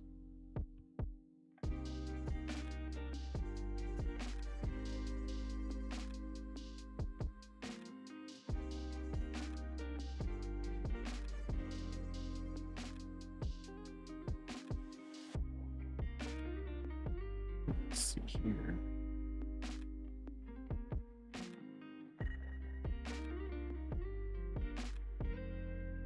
There's those in. And now we're going to take and put the tool head board back on.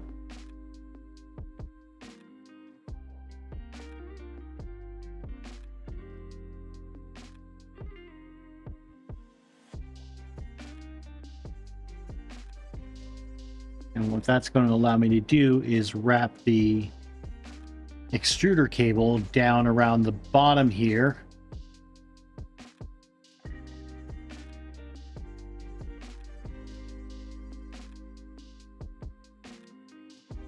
And come into the extruder over here. That way it kind of keeps the wires nice and close and tight. Okay.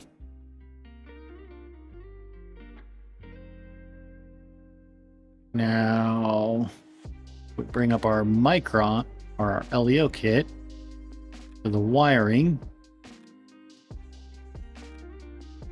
Yeah, that's fair about the top down. The only reason it's not a tighter shot currently on the extruder is because when he brings a printer up there, he needs the full shot. So, and yes, I can absolutely just zoom in. What I'm really waiting on is for someone to buy a second Frax arm. We can put another camera on the end of the Frax arm, and we can just do close-ups with that, rather than having to zoom in and waste real estate on the sensor of the top down. But that's all just boring YouTube stuff. Okay. Let's get back to building. So this one's a part fan. This one says it's for the X in-stop. And the one above it says it's for the filament sensor.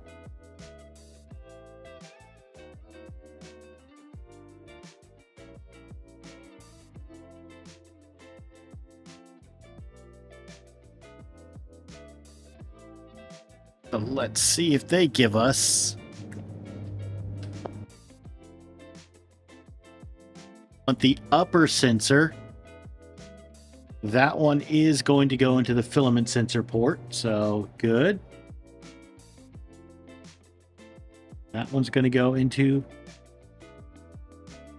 right there. And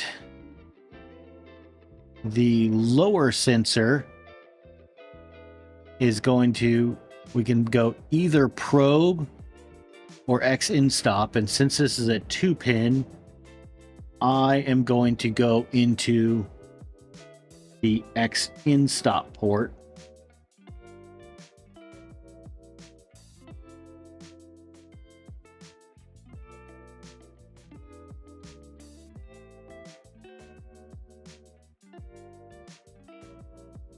Getting this thing wrapped around here.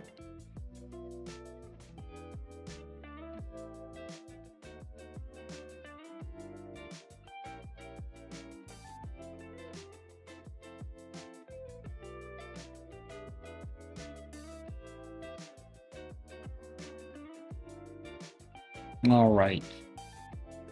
So yeah, that's the way I'm going to go. I'm going to go into the X in stop.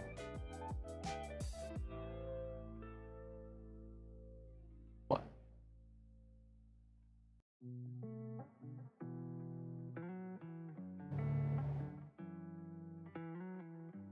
And we will just have to remember to redo that. Do the lower filament sensor to GPIO 13.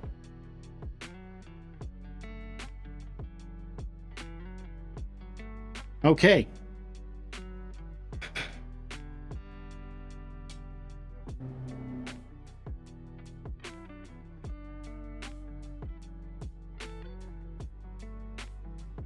So, Herbal, I will look that up right now. And just so you know, it's not going to be like a full DSLR camera on the Frax arm. It's just going to be like a little higher end webcam. yeah, We used to use for the face cam.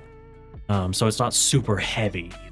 Yeah, we have a Insta360 camera. We're gonna try to get on that.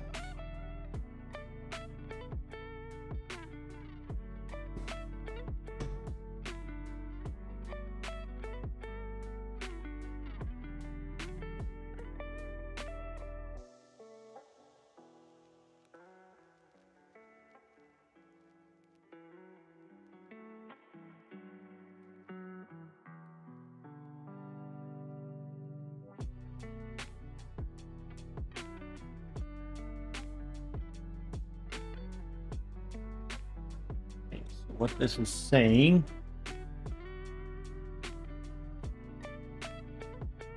Get these cables out of the way.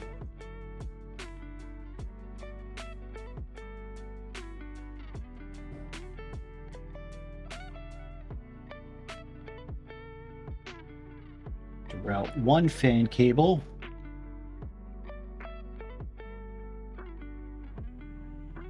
Up this way, apparently.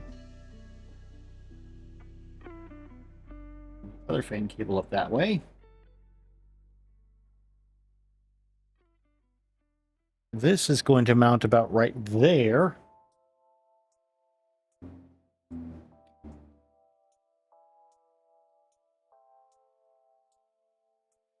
Almost seems as if I have to take these and mount and run them back straight back.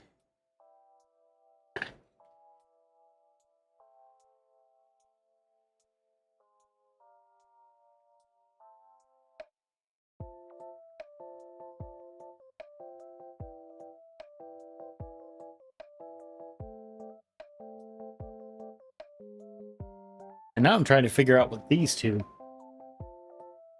Yes. Okay. Trying to figure out what those two are for because I found it. There's two holes back there for us to screw into, so looks like we need to take our cables down into the little pocket, but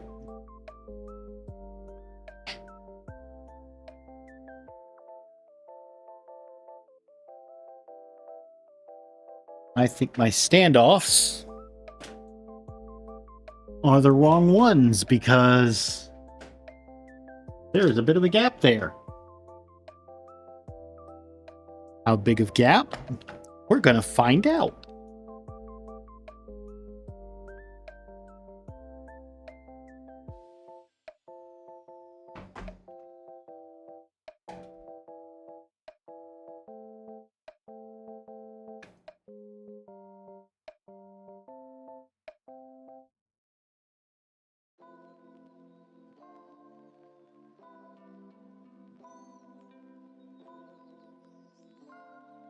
About an 8 mil gap. And let me take a look here and see how big these things are. Hey LTX, how you doing? So those are about a 20 mil spacer. And this one without the threads is a 15.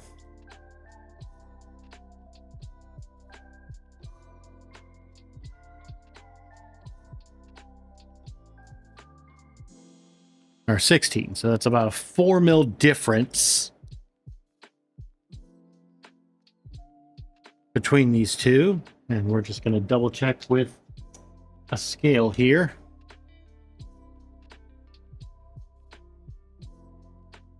And if I line up the bottom of those two, I might have been using my calipers wrong because that looks more than 4 mil. No, that is actually about 4.5 mil. So, and somehow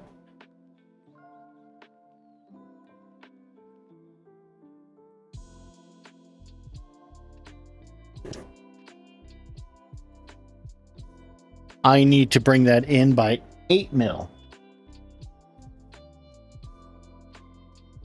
But I also don't see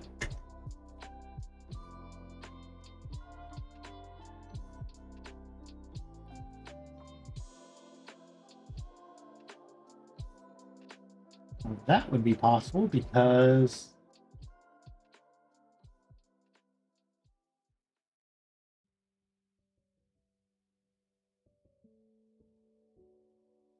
I only have 3 mil between the back of the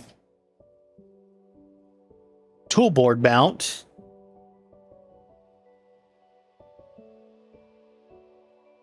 And the So did you break something? Is that what I'm motor. hearing right now?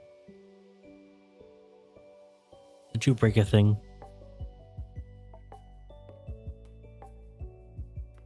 Because yeah, those holes line up properly.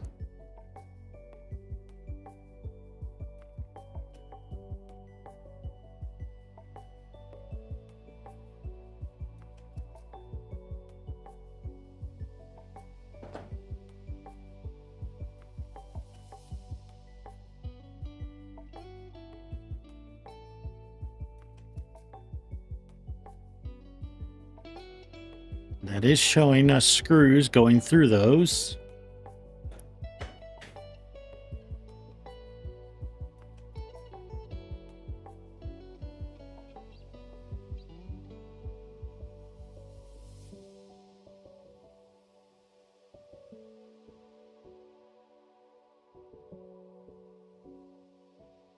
Okay. Let's get our cables unplugged.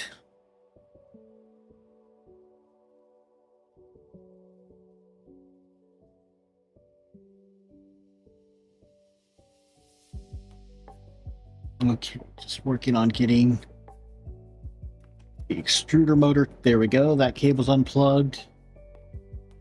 Getting our filament sensor cables unplugged here.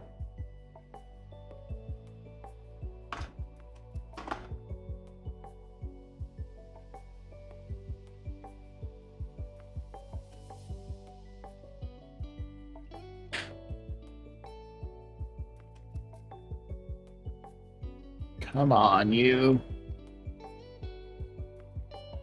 Go, there's one.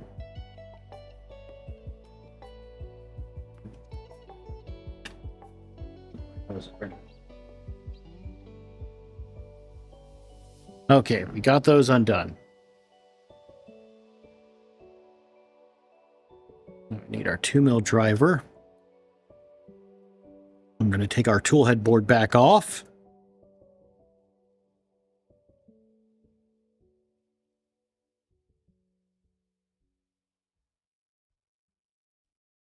Okay. Need the 2.5.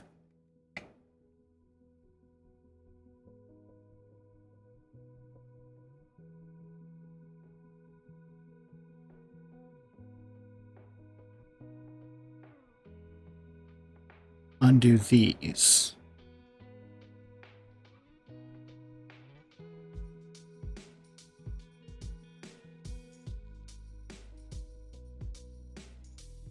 Okay, I'm going to take our printer here and move that back onto the ground.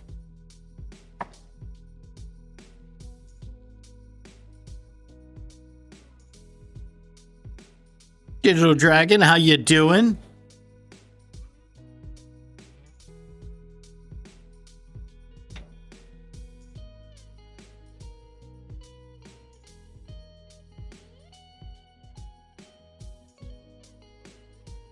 Okay, so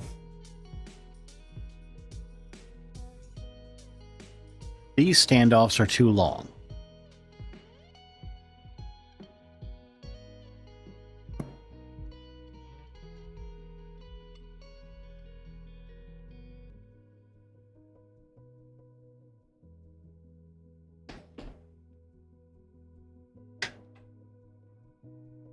Breaking out the fancy kit.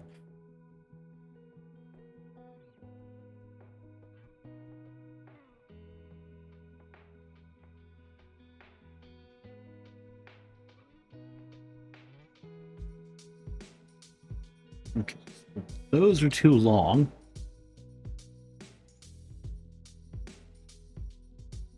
I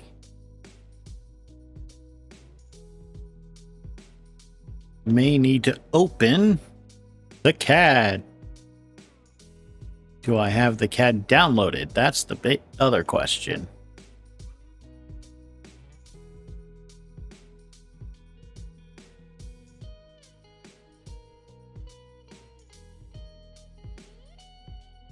Okay, let's see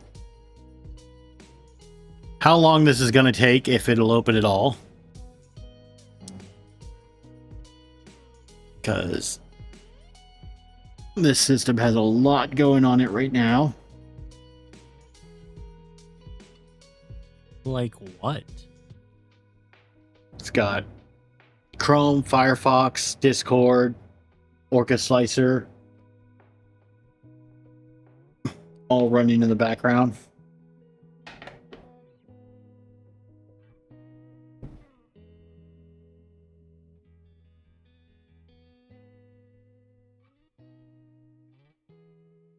So we're going to give that a bit to see how it does.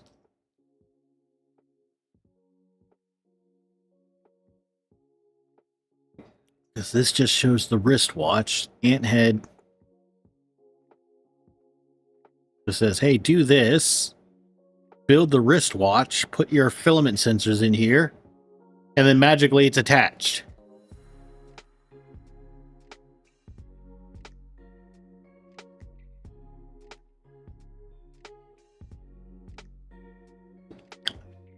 And LDO doesn't say anything about it.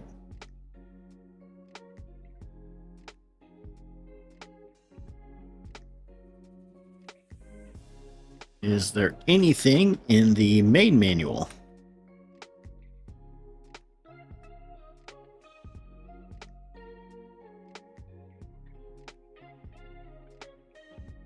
Nope, that just says, hey, build the tool head and an extruder.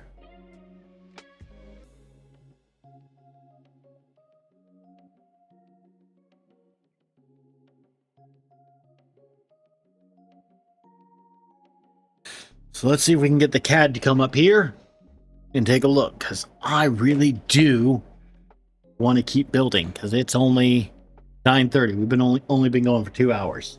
I mean, you could skip over to the electronics. Unfortunately, I need this part done so I can run the cable down to the electronics to get everything done. Well, no, that's just silly. But there actually is something I can do while we wait for that to load. I'm going to probably have to do this from the seat of my pants here, but we have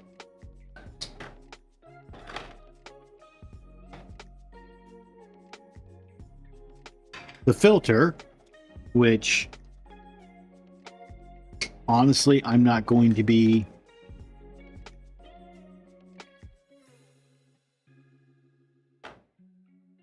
using as a filter. I'm just going to use it to circulate air. So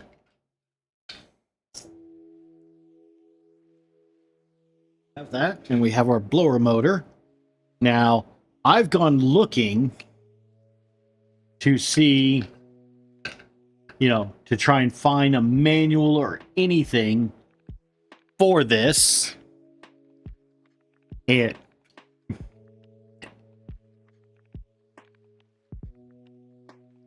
I cannot find it on the Nevermore site or the Nevermore GitHub. So I'm assuming that we just pop that in like that. That seems way too easy.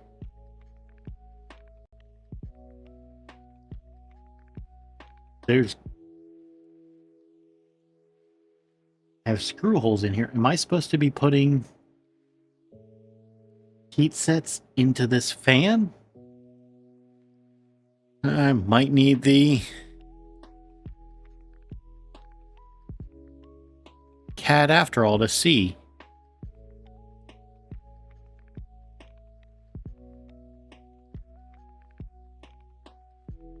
But it's starting to load up here.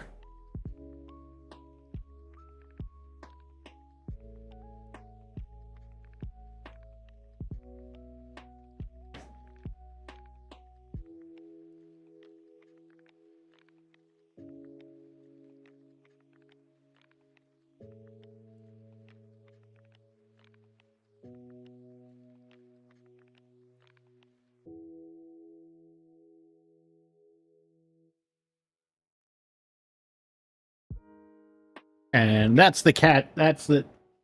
We can show the computer screen nice and big. That's what CAD is loading up on me right now.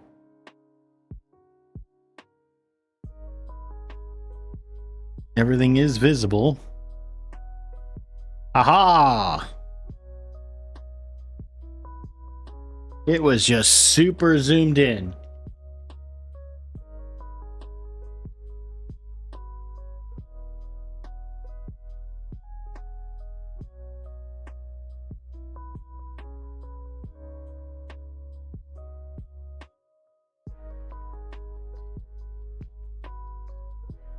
Yeah.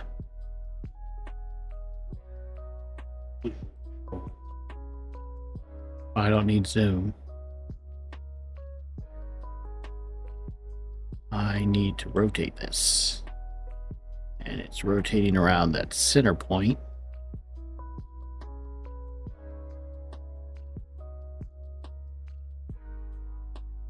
There we go. That's more like it.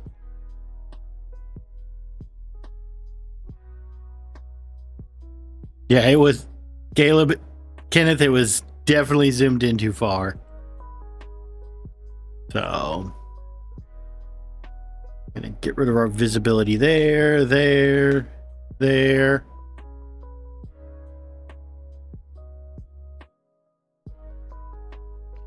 Hide the bed.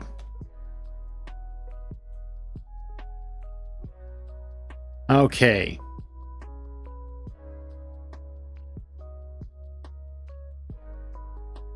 So first, so that's an M3 by 35 on that side. So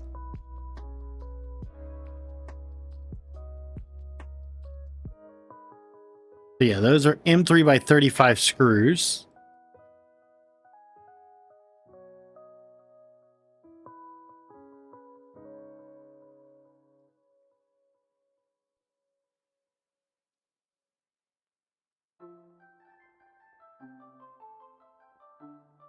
M3 by 20 millimeter standoffs.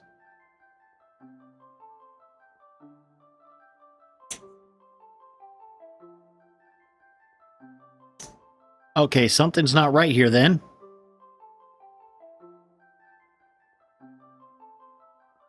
Did you break it? Well, because, you know, we used M3 by 30s. So, you know, actually even shorter screws. We had the 20 millimeter standoffs. Those were in there. I think I found the piece that I was missing. And I feel like an idiot because it's right here in front of me. It is that piece right there, the board spacer.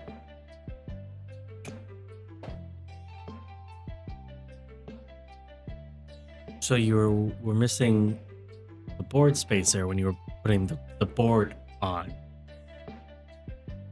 Yes. Good job. Proud of you.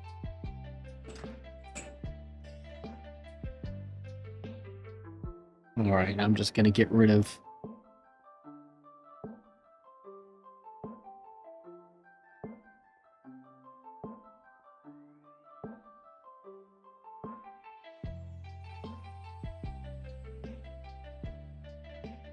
this elephant's foot here.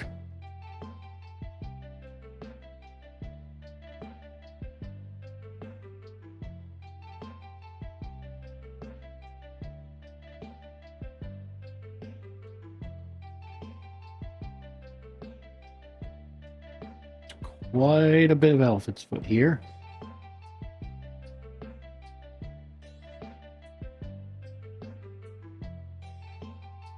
Okay, so board spacer.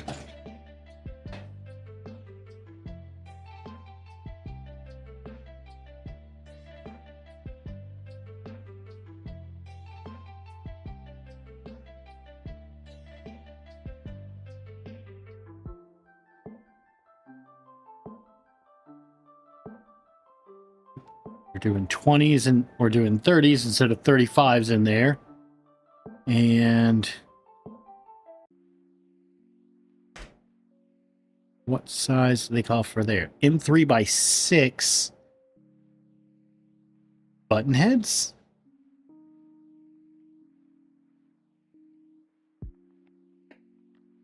M3x6 button heads in there. Okay.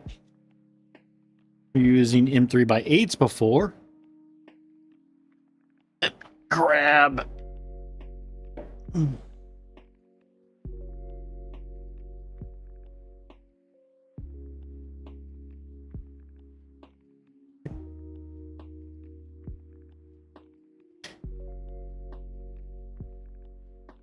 That, and here we are.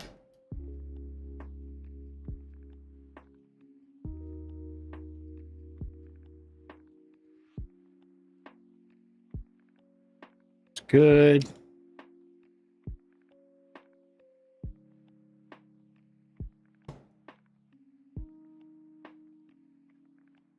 Oh, those are nice and tight in there now.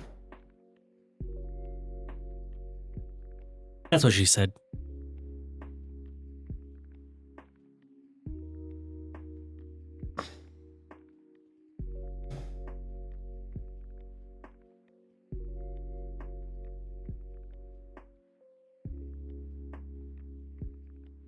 Just because I want to see here.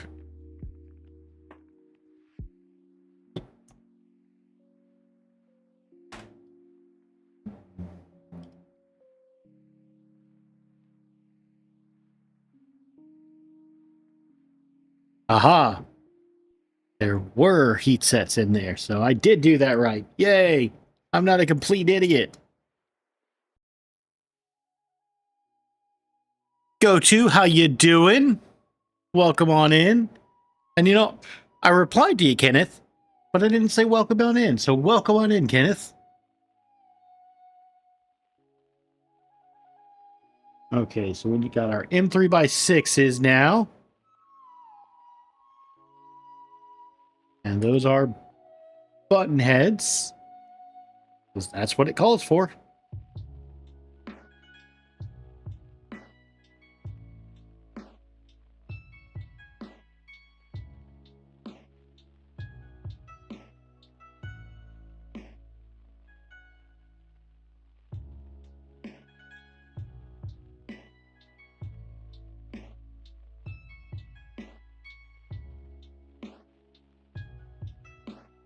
And now let's get our other M3x6 in there.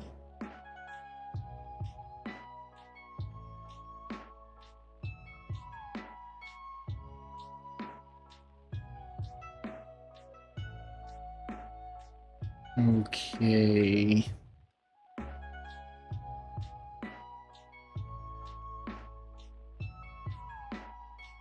That feels good.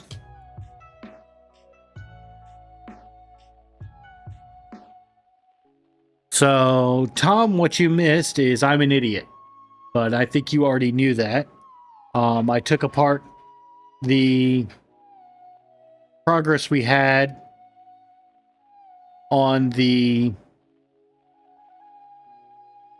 toolhead board because I thought something wasn't lining up properly.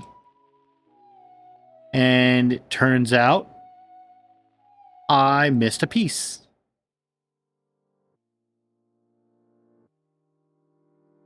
Okay, so yes, this is supposed to be an M3x6 on this.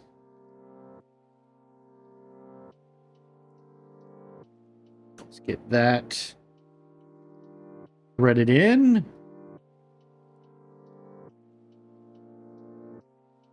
We're gonna. I missed a piece. That is a spacer piece.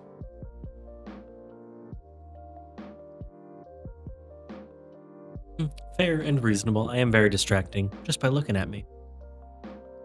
And you can take that as ugly or not. Pretty sure it's going to be the first one, though. He's pretty hideous. Okay, let's... I got a question for you all. Do any of you know someone who listens to AM radio? Because I think I met my first person last weekend ever that actually listens to AM radio. And weirdly enough, there was a tow truck driver.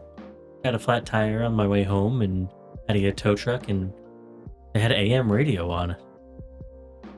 Oh, that's interesting.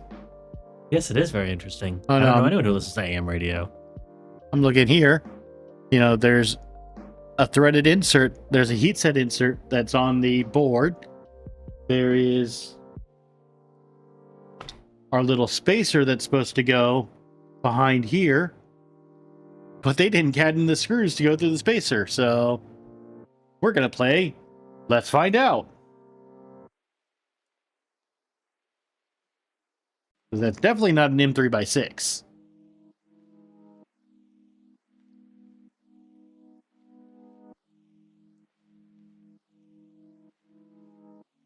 One of the things I liked was the old radio shows. And you know, if you've never listened to them or you're too young to have listened to them, you can actually get them online now. And The Shadow is an amazing radio show that I do recommend for people to go out and listen to.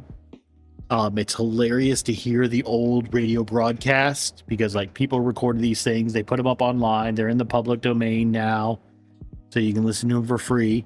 But like you'll be sitting here listening to this and it'll go to a live commercial and then you'll hear, you know, something like 6 out of 7 doctors recommend Camel branded cigarettes. And it's like, times sure have changed. I mean, yeah, that's just like going back and watching old shows like the Beverly Hillbillies, where they always had an ad and it was half the time for cereal, the other half for cigarettes. So, okay, we're going to minimize CAD so that way I don't have to worry about getting that back up. We're going to take our extruder and plug that back in and go back down to our little list here. And the top upper sensor is going to go to our filament sensor one. So this one is going to come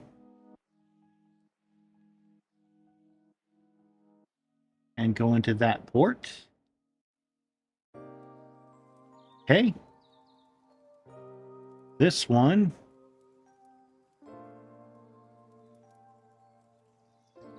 is going to go into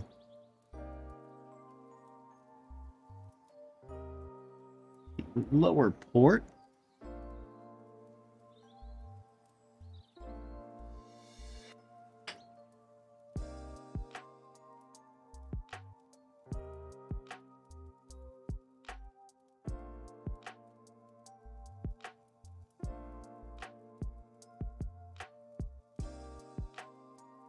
Okay. We have those in there.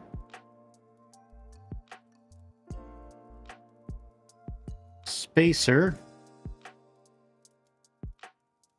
Going to be there. Let's see here.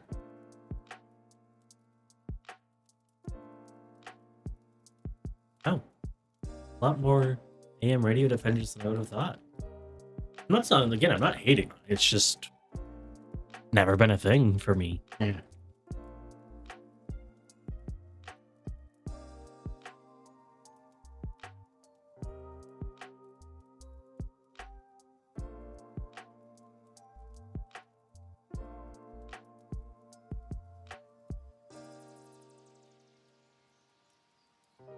Okay, let me see if I can. I'm just testing out for length here. I think 20 mil might be a bit too long. Yeah, 'cause that's just standard 5 mil heat sets. Yeah, 20 mil is definitely going to be too long there.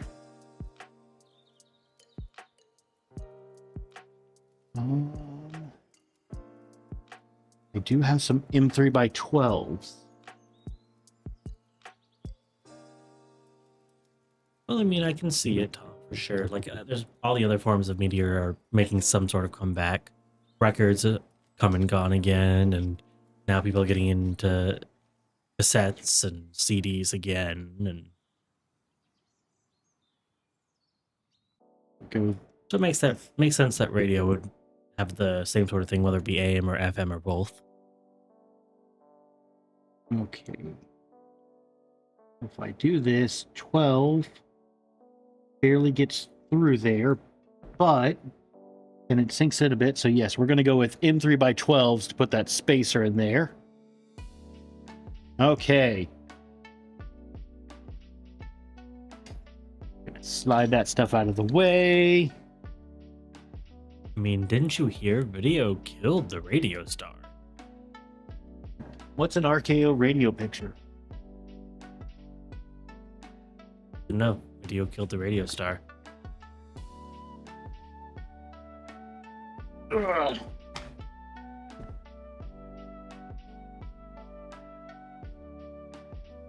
Okay.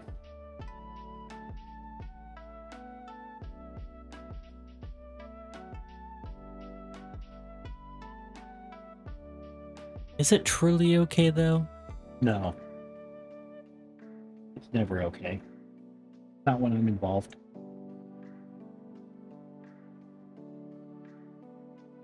All right. So that's there. But let's take a look.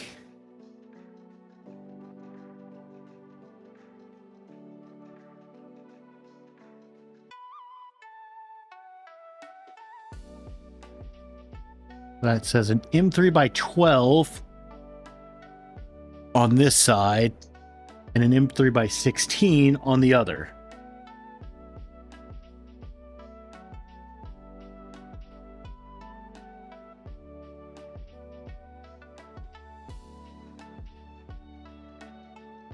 This side, apparently an M3 by 12. Where's my 2 mil? Oh, there we are.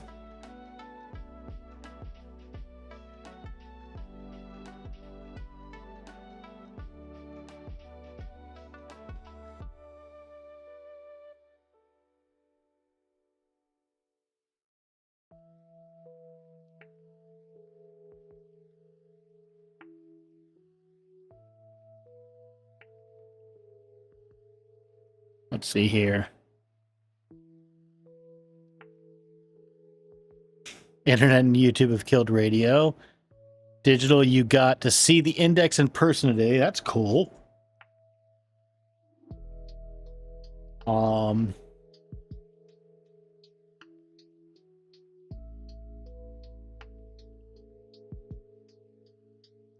That's pretty cool. We were actually talking about index earlier in the stream.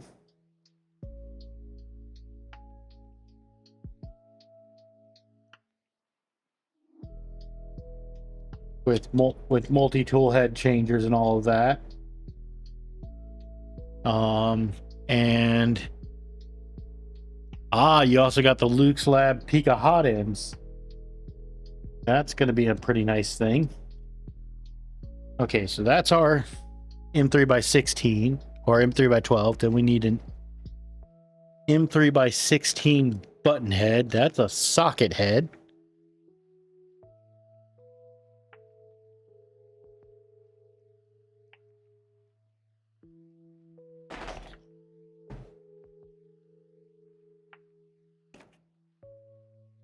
M3 by 10 socket head, M3 by 16 button head. Go-to, that is not something I've heard of. What? But quickly looking it up, it already looks extremely interesting. What? You can read chat just the same. Let's see here.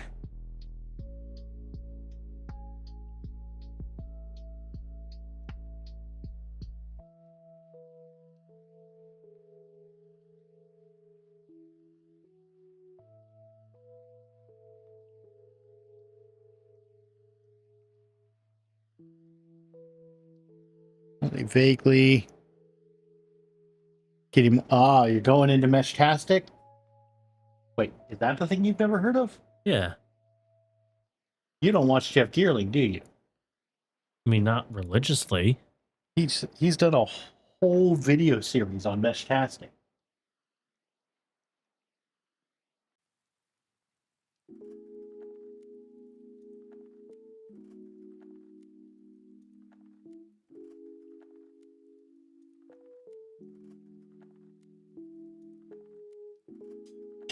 Okay, so that should be that mounted there.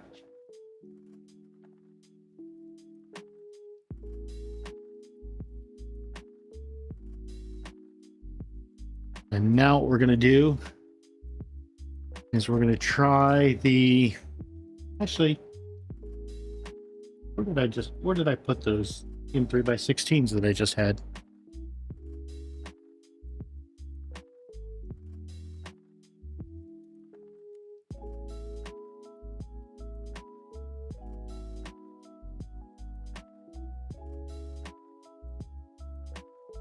Let's grab 2 more of these. And I need our board spacer.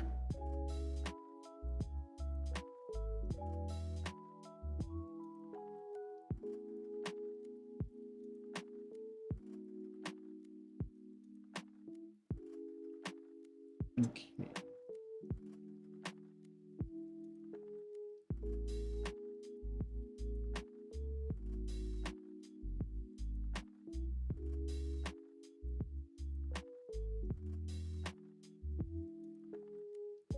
Just trying to get this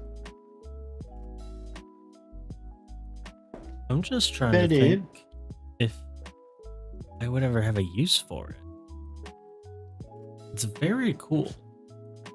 I don't know what I would do with it other than just build it to build it, which is totally fine.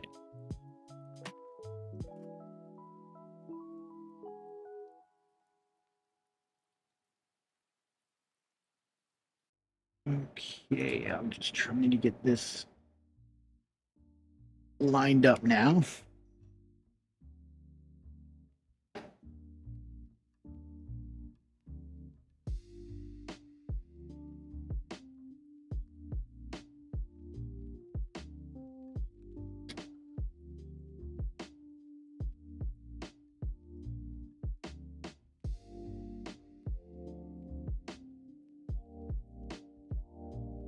All right, I do apologize about the view of the back of my head.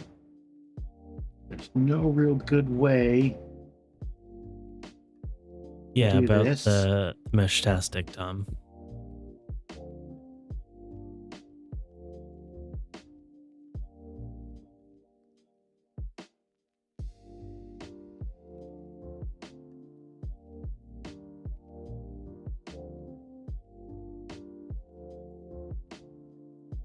Okay, well, that's one of those in.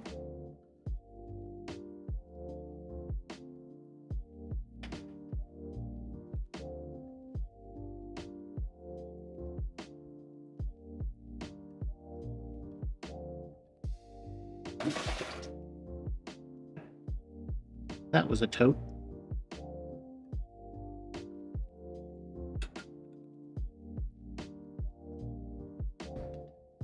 Go.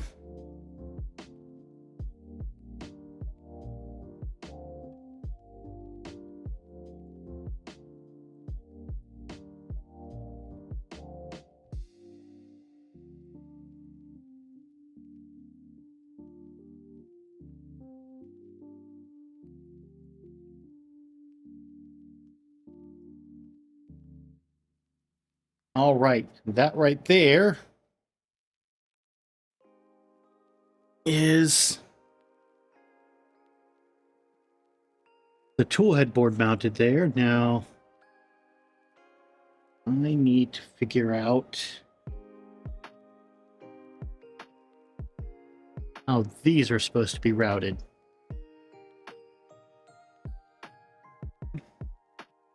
If you haven't figured it, this is the point of the build where we're at. Hey, we have run out of manual.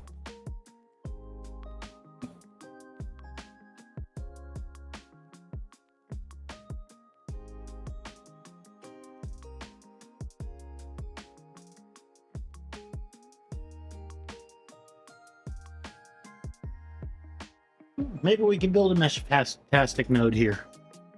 Maybe we'll do one on stream.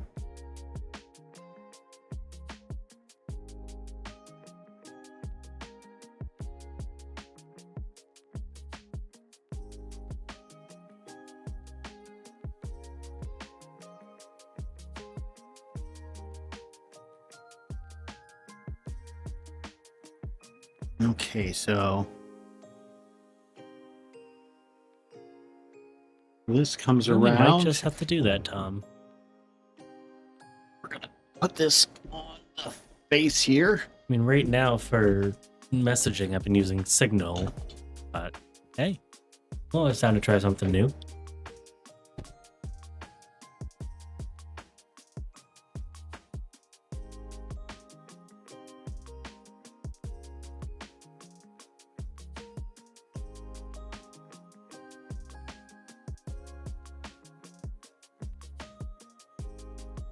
Okay, got that. The part fan.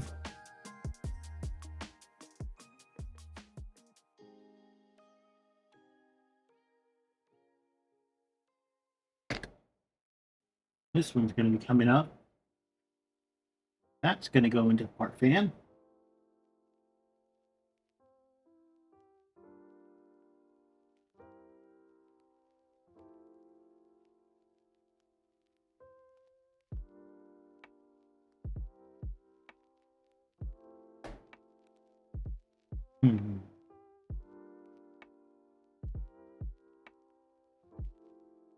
This is our hot end fan. And I'm assuming it, of course, needs some sort of power, though. Was it on a generator, or does this have a battery, or battery? Heck, a lot of them can be powered by little coin cell batteries. Yeah, interesting? They make little portable ones that are like the size of a credit card. Gonna see what location of ours is higher elevation. I would assume higher elevation means you can get further. Not necessarily. Solar, that makes sense. Yeah. Okay, we got the filament sensor. We don't have RGB in this, so we don't need to worry about that. What I do need to do is figure out how long I want to make these and crimp them and put a ferrule on them.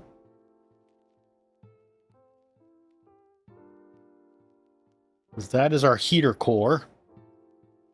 And then I'm going to need to crimp the thermistor wire. Now there's an idea from Tom. Oh, the Yeah, exactly. Yeah, I can get plenty of. Well, not really, because there is a battery in this. Yeah, we might be able to get some out of these. Okay.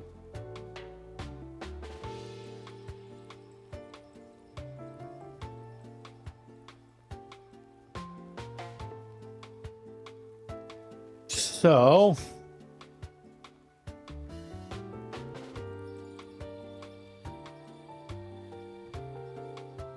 let's see here. Yeah, there should be a bit good luck on the page. Yeah. Nemesis, I agree. Because it literally goes, okay, hey, you built your tool head. You know, oh, here's leaf cutter. We don't need that. And the funny thing is that shows an M3 by 45 going all the way through. Wait a second.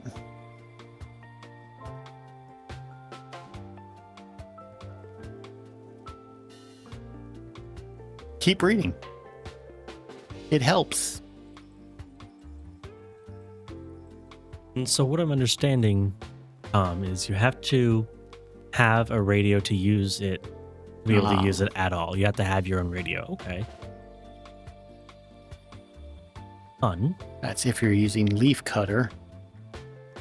But we're not using leaf cutter, so yeah, we're there. So then we go here, it goes electronics. And then once you get to the end of this electronics part,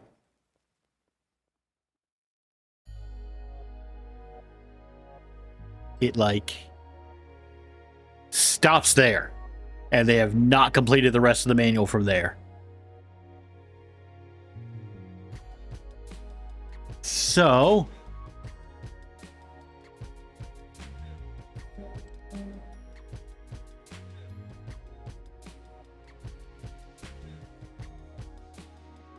Fair enough, Tom. we're going to hide this and bring up our CAD. And we are going to see what we need to do to get our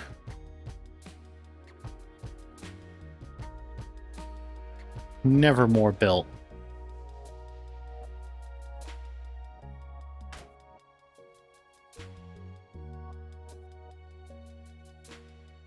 We also, they don't have these side fans anymore as part of the thing.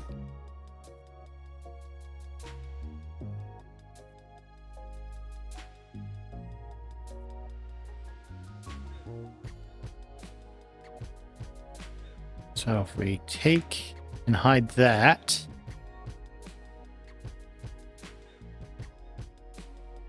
okay, we're getting somewhere. Let's hide the tops of these.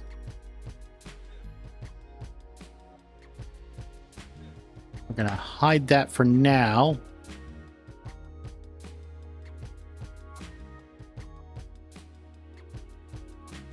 And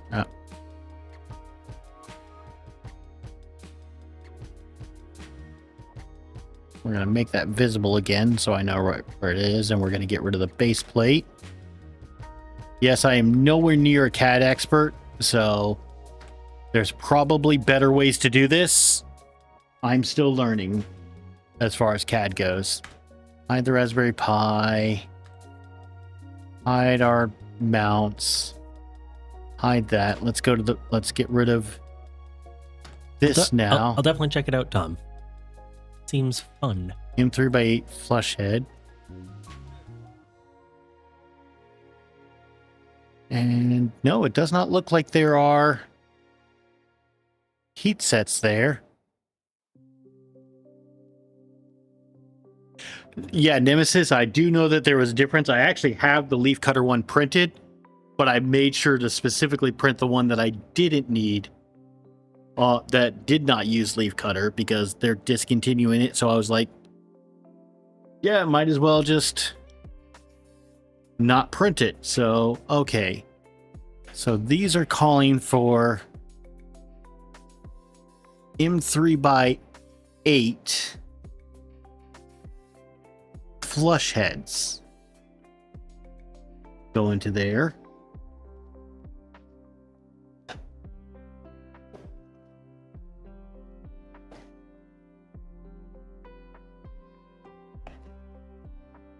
See if I can find any of those.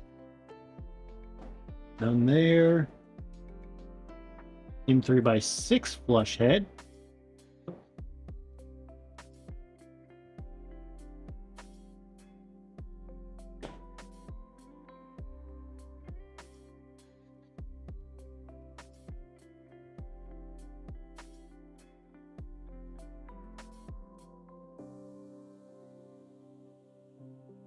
I know there's got to be M3x8 flush heads here because they gave me the fan for this. I don't know why they would give me the fan but not give me the parts to build it.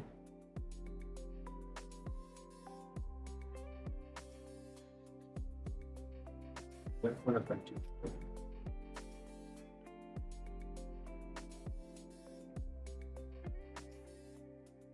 It just goes through this.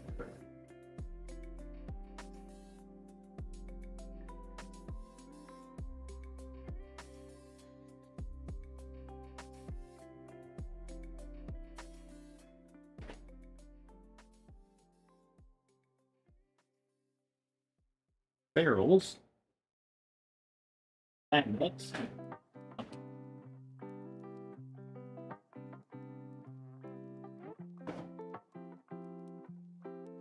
And this, my friends, is why it takes 5 years for Penguin to build a printer. Because That's someone can't organize their stuff. That's why we're gonna be building this. I will have organization. Can't tell them that. I'm not ready for that.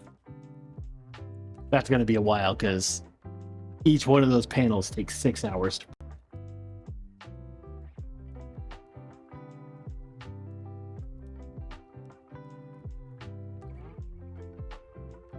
See, but the thing is, what you're looking for came all in a kit, so you're not going to organize stuff that came in the kit until you're done using until you're done using the kit. So that's not going to help us with you building a printer. Oh, I will. I'll just sit here and throw it back there, and that way I can be like, okay, this is the drawer I need. I don't know.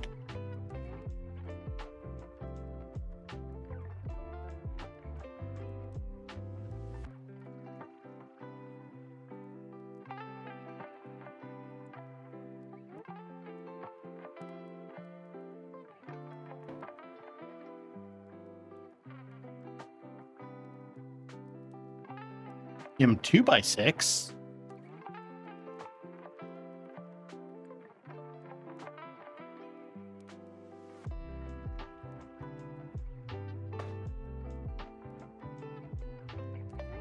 My disorganization may end the streams early.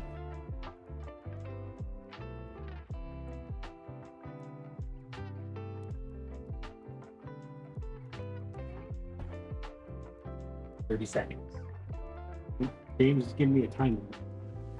I'm giving you 30 more seconds to look for it.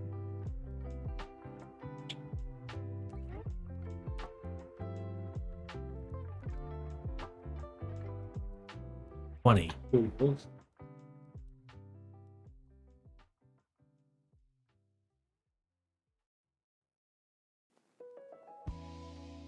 10. 5, 4, 3, 2, 1. Okay, James has cut me off. So, yep, I'm going to have to find those screws. And next stream, I should also have the last cable I need for the tool head anyway, because I need to connect the cartographer to it. But with this, I've been Penguin Makers. The man behind the invisible voice behind here has been James Cube. And I'll say, go make something awesome.